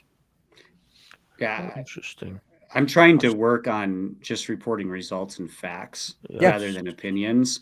But it's funny though, because there are a lot of people that actually like they do want your opinion though. They'll say they don't, but then they'll literally ask you your opinion. And that's where you can kind of get in the weeds with comment section or even the video itself. Because people are like, well, we don't want it, but we do. So here's I'll use myself as an example in this one. I work retail at a firearms counter in one of the biggest sporting goods stores in the country. One of the top 3, top 4. But at the same time, I've had people ask me, hey, do you recommend Christensen Arms? Not really. The only thing I like about them, it's a 700 platform. Other than that, I don't like Christensen. I know too many people that have had many issues with them, so I'm not recommending them. I'll go down and show a person a Tikka over showing them a Browning, or before I show them a Christensen. Just because one, Tikkas actually shoot, 2, they got one of the smoothest actions at a production rifle next to before you get to a custom action. Now you want to get into a carbon fiber system. Okay, let's talk the Springfield 2020 Waypoint. It has a lot of options for a better price and a better value, in my opinion. But at the same time, if they're not looking for the prettiest prom queen and the head cheerleader to take to the prom, shit, let's just take them right over to Savage and show them the ultralight over there. It's not pretty, but it works. It's like anything else. I'm the guy they go to when they come in, hey, I want to shoot long range. Okay, let me show you what I have. Then I'm going to tell you what I recommend. But I want that person to feel comfortable with the gun in their hands before I decide, hey, this one, you need to replace this, and this to really make this gun amazing, to make it really functional to work. And some people are like, well, do I really want to invest another $200 into a gun I just spent $1,800 on? Yep. And some people will, some people won't. Perfect example is that little Ruger precision rimfire. You either get a good one or you get a shit one. Me and Chris from Midwest Long Range, he has one. He can't get his to shoot for shit. Mine, I can get mine to shoot off a $5 box of Aguila Black and Red. It works. I can go to a match and shoot a match for $15, where these guys are paying $45, $50. So, I mean, I don't look at bias when it comes to doing that type of stuff. Mm-hmm. I work with all these companies on a retail side setting of it. Same with Loophole, Vortex, what do you call it? Savorsky, all of them. We don't get any. So close. Do you? Can I ask just Derek a question? And this is my neophyte coming in as not having worked in the firearms industry, but I've worked in advertising for other industries like in tech. Mm-hmm. I've personally created B2B ads, industry ads, promoting spiffs for peripherals, monitors and other devices and computers. Does that ever is that I'd assume that kind of policy to try to give for those of you who don't understand, that's basically like a commission that a lot of manufacturers give to big sales companies or distributors. If you sell, like if you push a lot of a product, right. Incentives. It's called incentives. You get an incentive. So yeah, we get none of those. Okay, that's good to know. That's good to know. So I have a lot of experience with a lot of Vortex scopes, Leupold, and stuff like that. I know the rep in my area for Leupold. I went up, saw him at a convention. He's like, Derek, take a look at this. He's letting me walk around, checking over hills and everything else with all the optics. And so it gives me some more better perspective of things. And with Vortex, I just have experience with Vortex from people I know who shoot Vortex or have Vortex stuff. I've got some Vortex stuff, rangefinder, spotting scopes, and everything. But I have them for the simple fact that if they break, I know I'm going to get a brand new one in 7 days. So for me, that's a win-win situation, especially where I'm rugged on gear and I'm hiking up and down hills with it and everything like that.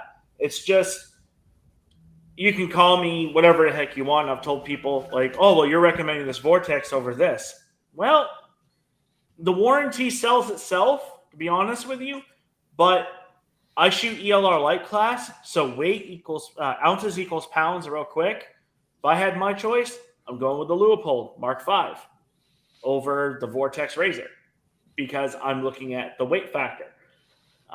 Perfect example, I had a customer come in. He has a Dillon 50 cal. He goes, I need a scope.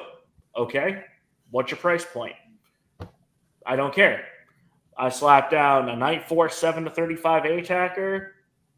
I slapped down a Vortex, and I slapped down the Leupold. Lapua, okay?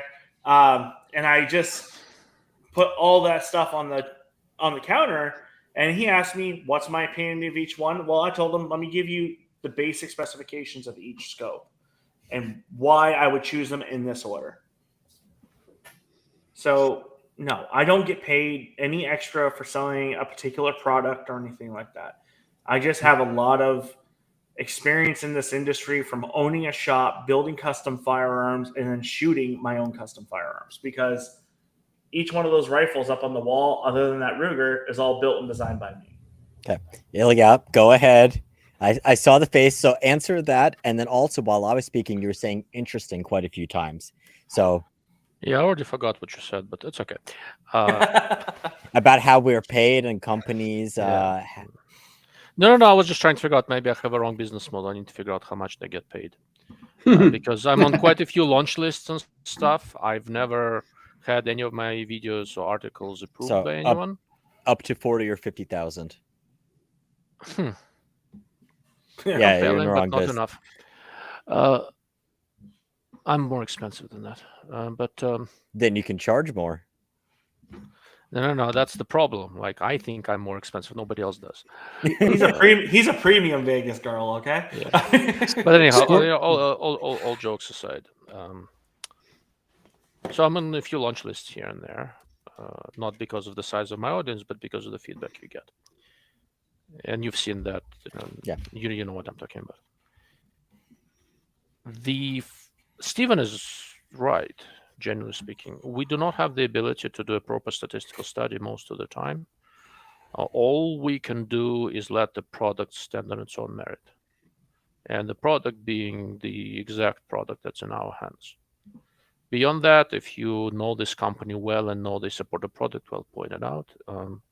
If you know this company well and they don't support their product, point that out too. But by and large, the product stands on its own merit, and people may like it, or dislike it, and it doesn't matter. It's basically as simple as that.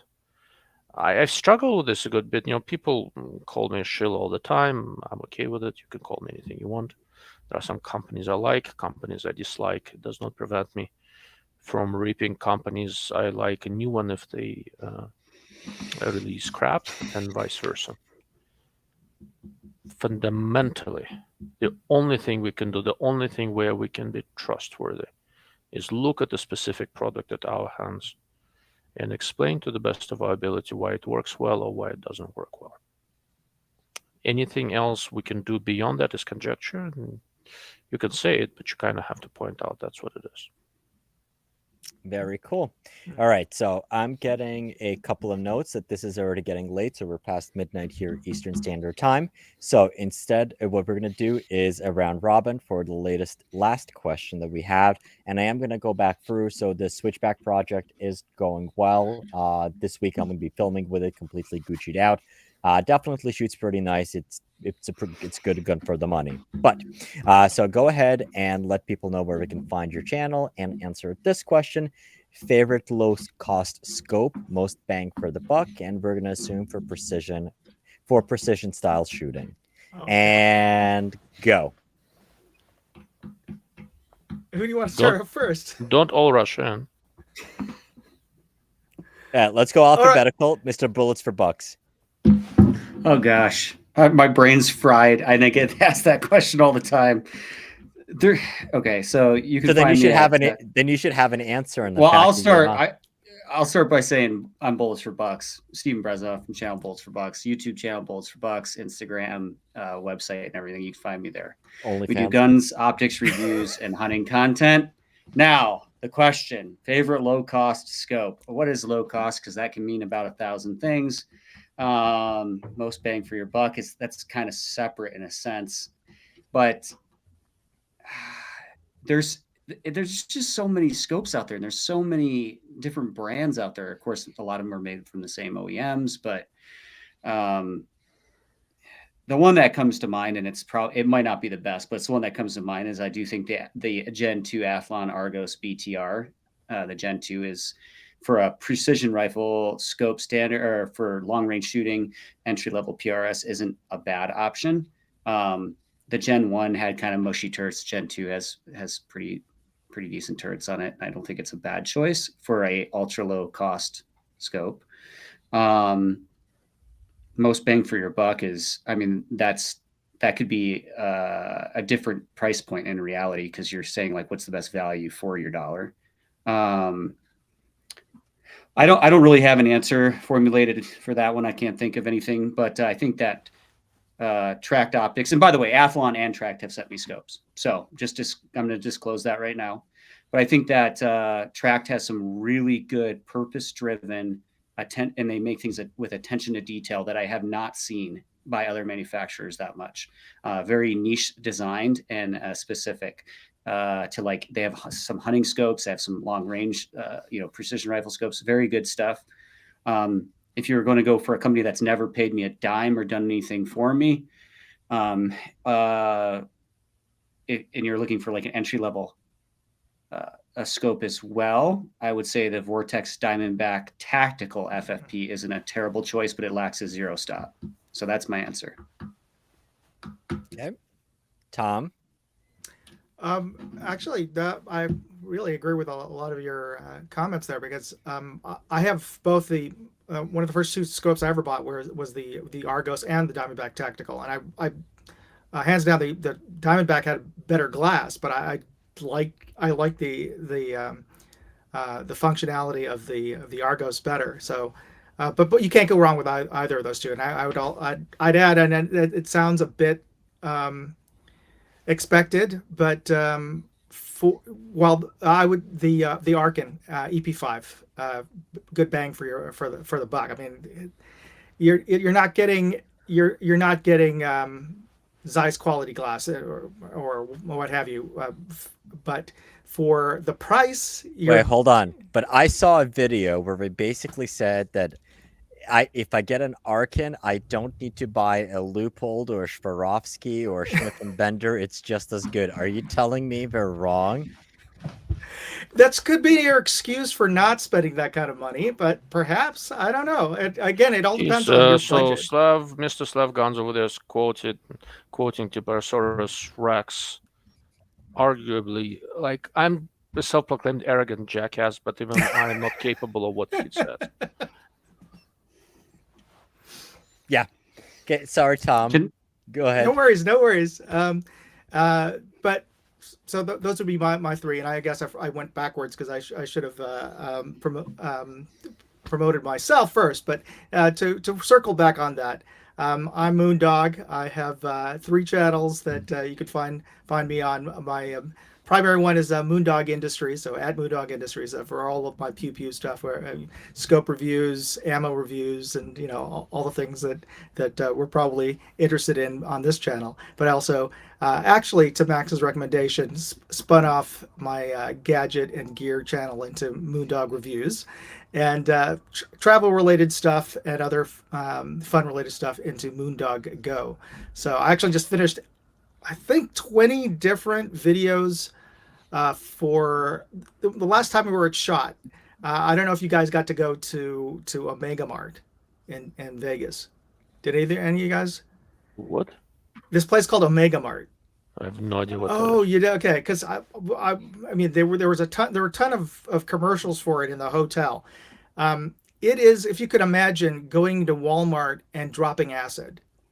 So that's the kind of experience. I've never dropped acid, and I haven't so. But I don't know the last time I've been to Walmart. Maybe never. I'm not. Yeah. Pick a hallucinogen of your choice, absinthe or whatever. But if you can imagine walking to a Walmart store, hyper colors all the products, but the products are not quite right. You you didn't accidentally walk into the AVN Awards show? So that's what we're going to have our fan. Yes, we're going to do it at Resorts World during. Yes, that's what we're doing. I'm going to contact my casino host at Resorts World, and that's topic for the next episode, right? For next week. Actually, Tom and Eli, you guys were missing, but we are doing a fan meetup as a group for our fans who are going to be at SHOT Show. Are you in? At AVN? I'm not sure about AVN yet. I think it's a good idea. I'm in. I'm definitely in that. Okay. We'll see. Depends on when. Like, I don't know my SHOT schedule yet. It's a little bit dense. All right. Sorry. So basically what we learned from today is that a Panasonic S5 II battery lasts an hour and 55 minutes. I was wondering what happened there. Okay. Yes. All right. So Derek or Ilya? Derek, you're muted, so or your microphone. Okay, sorry about that. Yes, so I'm Derek. I'm from Northwest Guns, but identify as Northwest Guns, but I live down the Southwest. We'll fix that, so Max doesn't get mad. So guys, you guys can reach me over on YouTube or Instagram under Northwest_Guns. But if I had to choose a scope at the $500 mark, it's going to be the Vortex Venom. And my reasoning why is because it has the EBR-7C reticle. It's a good basic Christmas tree reticle to start with, and then work your way up through the Strike Eagle, the Viper, and then go into a Razor. So you're not learning not the best part of it. You're not having to learn a new reticle. They're all the same reticle throughout the same scope. It's just you're upgrading different features and quality of glass throughout the different lines. Am I Vortex fanboy? Absolutely not. Scope I shoot the most, believe it or not, is actually Element Optics. My favorite is the 3 to 18 by 50 Titan. I shoot that on my 6.5 Creedmoor and my 5 to 25 on my 243 AI. But if I had to go up into the $1,000 area, it would be the 3 to 18 by 50 Element all day long. I love the reticle, very usable, and I have enough mil adjustment in my scope to reach out to 2,000 yards with my 22-inch barrel 6.5 Creedmoor, which you guys will be seeing more soon on my channel. I'm working on a full review of just barrel and testing and everything, and I have a video coming out on the Sunway Photo tripod you guys saw earlier holding the 22. So thank you, Max, for allowing me to come on tonight. I love hanging out with all you guys, and SHOT Show's right around the corner, so we can all go out and hang out again. I love our little family. All right. And our evil overlord. As I saw you, our evil our crazy uncle, but like we're all basically his age. Somebody has to be. All right. Right, so go ahead and tell us how we're all wrong. No, you know you're wrong. I don't have to specify it. But, all right. My name is Ilya, and I'm the Dark Lord of Optics. And basically, if you search for Dark Lord of Optics, I will pop up from somewhere like a bad dream. But I am a professional optics guy. I'm an optical physicist. This is what I do for a living. And for my day job, I run a company that makes optical test equipment. A lot of the rifle scopes you're talking about today are tested and calibrated on the equipment that we make. And a few other things here and there. So my angle on this is a little bit different. If you are buying a budget rifle scope, make sure you buy it from a company that stands behind their product. Because statistically, the probability of you needing that customer service increases exponentially as the price goes down. Mm-hmm.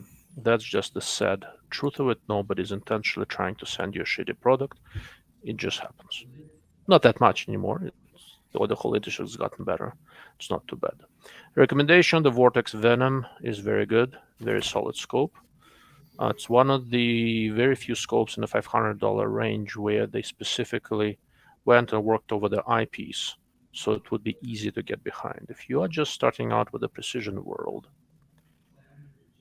Venom is a really easy scope to use. For example, the more expensive Strike Eagle, which is a better scope by most measures, your shooting position of the head, etc., has to be more precise. Venom will let you get away with a little bit and let you learn. Other company I really like in the budget world is Element Optics that Derek has mentioned. Specifically, their cheapest product is the Helix FFP. It's made in the same place as Diamondback Tactical, but Element requires different. One of the reasons it's a little bit more expensive is that Element forces the OEM to a tighter turret adjustment spec. Most inexpensive scopes don't track especially well. The highest probability of everything tracking under $500 is either Element Helix or one of the SWFA fixed power scopes. Okay, and they have some new stuff coming shortly, should be announced soon. Okay, does it mean other ones are bad? No. But if I'm buying an inexpensive scope, I'm playing the odds and I'm making sure that if something goes wrong, I will be supported quickly, efficiently, and appropriately. Okay. Can I ask your opinion on the Primary Arms SLX 3 to 18? It's a FFP, just the Gen 2. I don't know if you've seen that. I got one. I have not seen it. Mm-hmm. It's generally very difficult to get me to even blink for something that cheap. Mm-hmm. And the reason is not arrogance. Not this time. I do have a couple of SLX prisms and the 126. I haven't seen the high magnification stuff. So the reason is fairly simple. I spend a ridiculous amount of time and effort on every review. And for products that I think are going to be revved and replaced within 12 months after introduction with something else, I'm just not going to bother. So that's one of the many reasons why my reviews, for the most part, tend to lean toward the high price stuff, simply because they stay in the market longer. And my recommendation by the time I'm done actually testing the damn thing is actually worth something. A secondary reason is that I need to look at it, but I am, with the ACSS reticles, I generally like the way they approach reticles for the low power scopes, and I dislike the way they approach reticles for the high power scopes. I have the GLX 3218 here, and I briefly looked at others. I'm probably gonna stop looking at the high magnification versions of the primary arms scopes, simply because the reticles they use are not my thing, and I actually shoot with the scopes, right? It's not just, I'm not, it's not a grinder where I just grind out reviews after reviews after reviews. I spend too much time with these scopes, and if I know I'm not going to like reticle, I'm probably not going to spend time with it. Yeah, the new Gen 2 has a really, I like it. They sent me one. And it seems like a good scope, but the reticle's super busy. Like the reticle's a little bit busy in my opinion, but it does seem like a solid scope. I wouldn't be surprised. So primary arms, like I said, they check everything. They're a very solid company. They're putting, they are a company to watch, and everybody in the optics market should be paying attention to them. Yep. But I'll tell you right now. Hold on. It's the SLX Gen 2. Once I get $3,000, I know what scope I want to buy, and it's going to be the Leupold Mark V with the David Tubbs reticle. David Tubbs. Okay. David Tubbs reticle takes some getting used to, but once you master it, it's pretty impressively useful. Mm-hmm. Yeah, it's the primary arms SLX 3-18x50 FFP Gen 2. I was actually, basically, I was a product launch. I didn't have I had it before they launched it. We'll put it that way. So I was early on it, but I haven't even done the full video on it still. The reticle is just to me, it's a kind of a crossover appeal scope where you could shoot long range, but you could also maybe use it for Western hunting. And that reticle for Western hunting to me is way too busy. But there you go. ACSS HUD DMR 556. So which reticle do you have? Or Apollo's Creedmoor? Or Athena BPR Mill? I think that's the one I have. I'm pretty sure. Yeah, so that's the reticle I have in the GLX scope. Yeah, that's the one. I think it's a terrible It's a little idea. too tactical. It's a little too tactical to me. It's not tactical. It's useless. Well, it's not useless, but it's just not entirely useless. It's just badly conceived and it's badly done. If you try to use it in low light, you will not see shit. It's this whole freaking grid that the whole thing is illuminated. It will completely destroy your night vision. And then the primary aiming point in the center, that's the thinnest part of the reticle. Good luck trying to find anything there to aim with when the light is low. So, and here's the difference between me trying to be fair and nice and Iliad basically giving you the hard truth because he doesn't care, and we're still going to deal with him. I'm very friendly with Primary Arms. I'm very friendly with the guy who owns the company. He is a genuinely nice man. I like him immensely. The product has to stand on its own merit. That's it. If after I say this, Primary Arms never wants to do anything with me again, I will be very disappointed. But you know what? Tough shit. Everything else about that scope is actually, in my opinion, very good for its $500 price point. Yeah. And I don't it's still usable at the range, in my opinion. But yeah, I agree with you on the reticle for sure. So if you're going to use, I know you guys are all trying to sleep. If you are trying to use the scope as a crossover design where you're going to hunt as well, you do not want the tree or the grid eliminated. It is a huge problem. It's a major no-no. There are other fundamental problems with this reticle, but this is arguably the biggest. If they only illuminated that little thin part in the center, it would have been kind of usable. Because they illuminated the whole damn thing, they basically made it cute for people who don't shoot. I think you should do a video on that. Well, I have the same reticle in my JLX, and I'm going to. So I used it for a couple articles that are going to come out in Guns and Ammo. Once those come out, then after that, I'm gonna go do a proper full review of the scope and everything. I like the GLX 3218 by 34 very much. Otherwise, in many ways, very solid scope. The reticle is a serious problem. Yep, and I think that seems to be like the common theme with a lot of the primary arms scopes. I know the same thing like the Crimson Trace scopes when they had those as well. That was worse. That was far worse than this. Yeah. So generally, CSS reticles have brains behind them. I just disagree with how they think about reticles, and I will verbalize it the best way I can. But I will say this: ACSS reticle line has some of the most dedicated fanboys in the gun world. So when I say uncomplimentary things about something, the people who are the most vocal are the Night Force fanboys and the ACSS reticle fanboys, right? The most common commentary after I say something not very nice about that is that who the fuck he is to think that he's qualified to talk about ACSS reticles.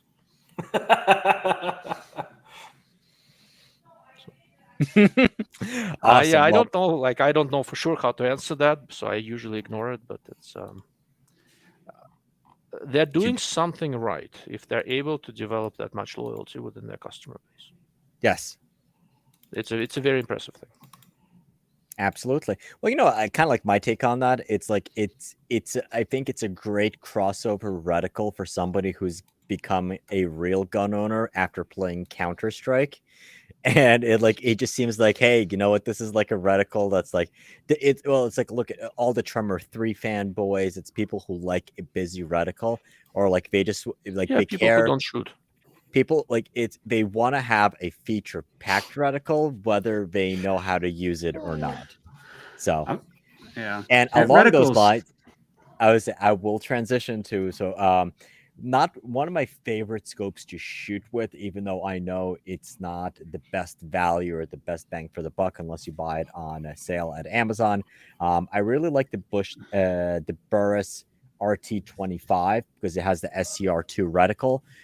Image quality is pretty good. It's only a 30mm tube, so it'll get you out past 1,000 yards, but not for like extended rimfire shooting or anything else like that. But I love the reticle in there. It's one of my favorites. Otherwise, I think the scopes that have been mentioned, I think for the money, the Vortex Venom is a very safe choice for people to go with. Very nice eye box, very easy and pleasant to live with. I do see the benefits, and especially now that Arkin has dropped the prices on the SH4s. I don't like the EP5, even though it's a really nice scope. The eye box is just horrendous on there. Even worse than the SH4 Gen 2. But I think for the price point where it's like low 300s, if you have the ability to determine whether the scope is broken or whether it's you as the shooter, I think the Arkin SH4 is a compelling value. Otherwise, just go with the Vortex Venom. And then if you step it up, I think the Titan is a really good scope from Element Optics. But honestly, one of my favorites pretty much across the board is going to be the Track, the new one, the 4-25. Just the gobs of internal elevation adjustment on that is great. I have been a fan of the 4-32, but the 4-25, I was helping them launch some of those videos. And just getting behind that scope, I think it's really, really compelling overall value for the price point.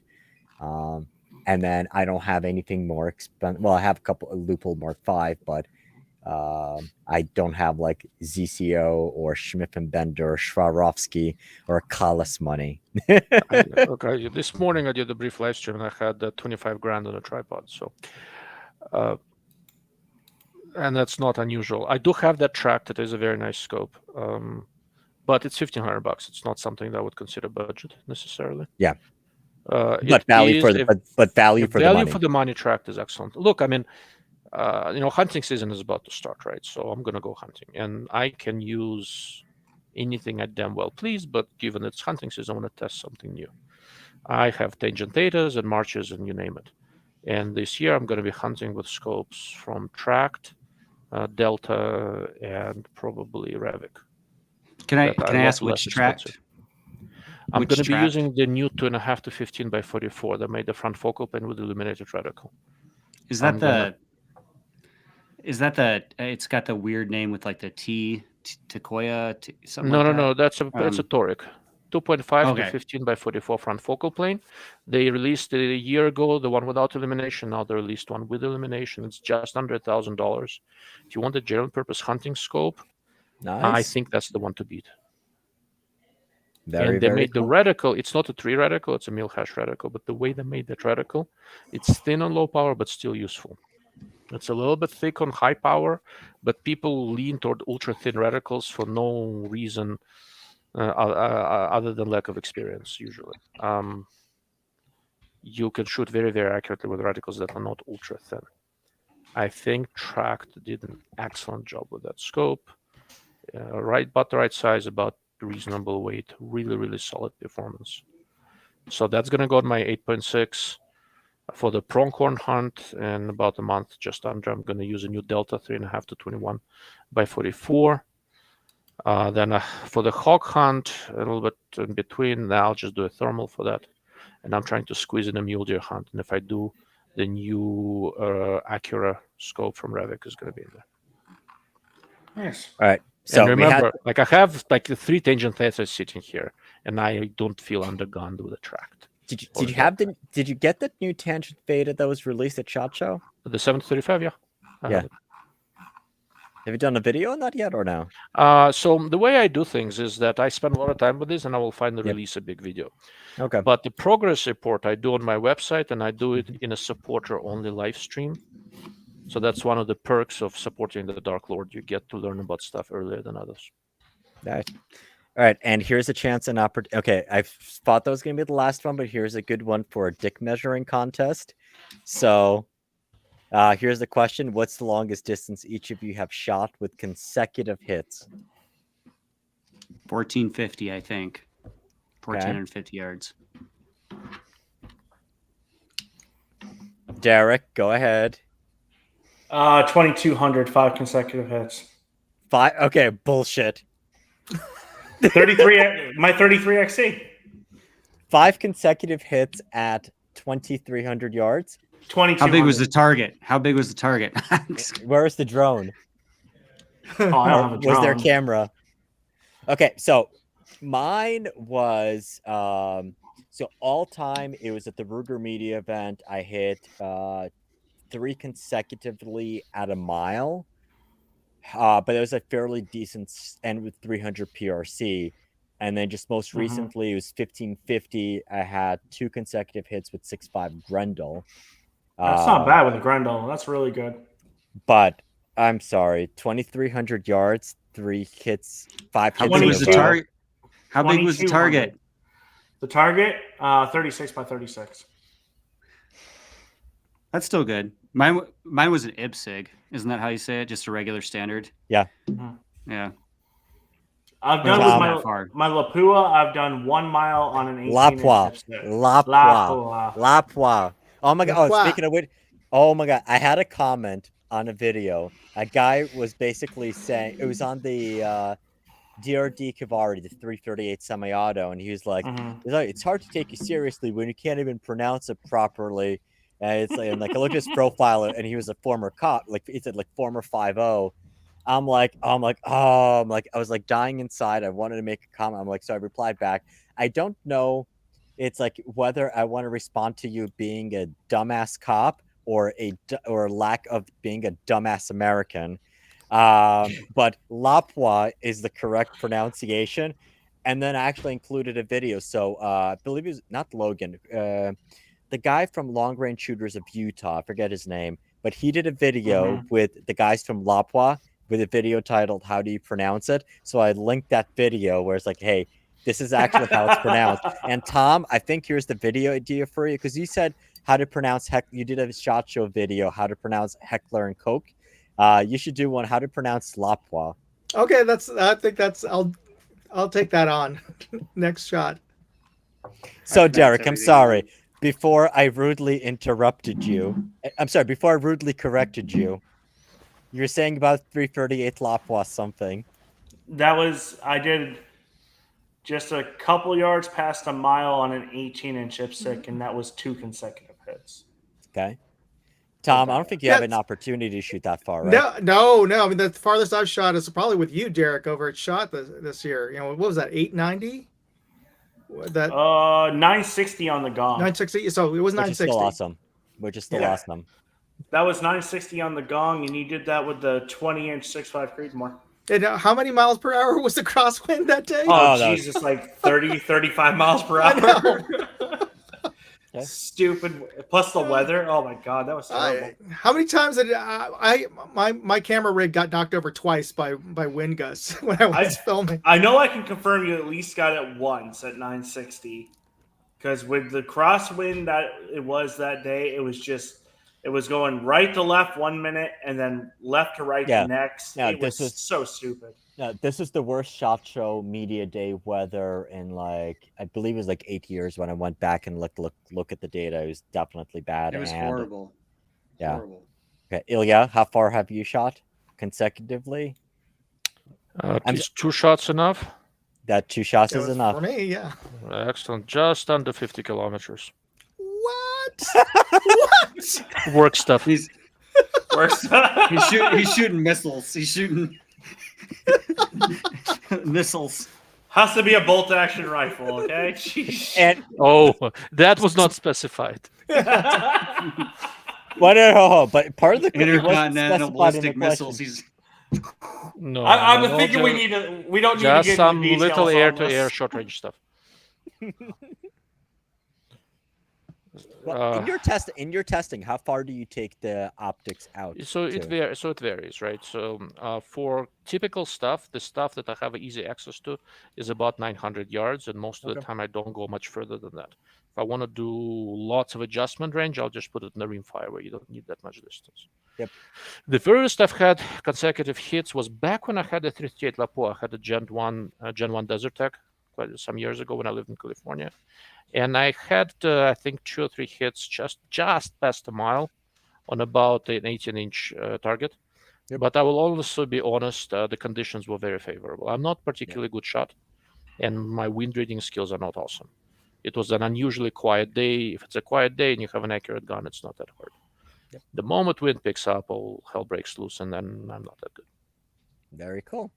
All right, so we've been on for over 2 hours. Thank you guys for joining. This is really an awesome conversation. I'm just like so glad to be back online. I know Ilya, I joined you on your live streams, I appreciate but that. this is definitely good. I mean, Derek, I think I don't remember if it was Derek or Tom. Like you guys said it, like it's a family.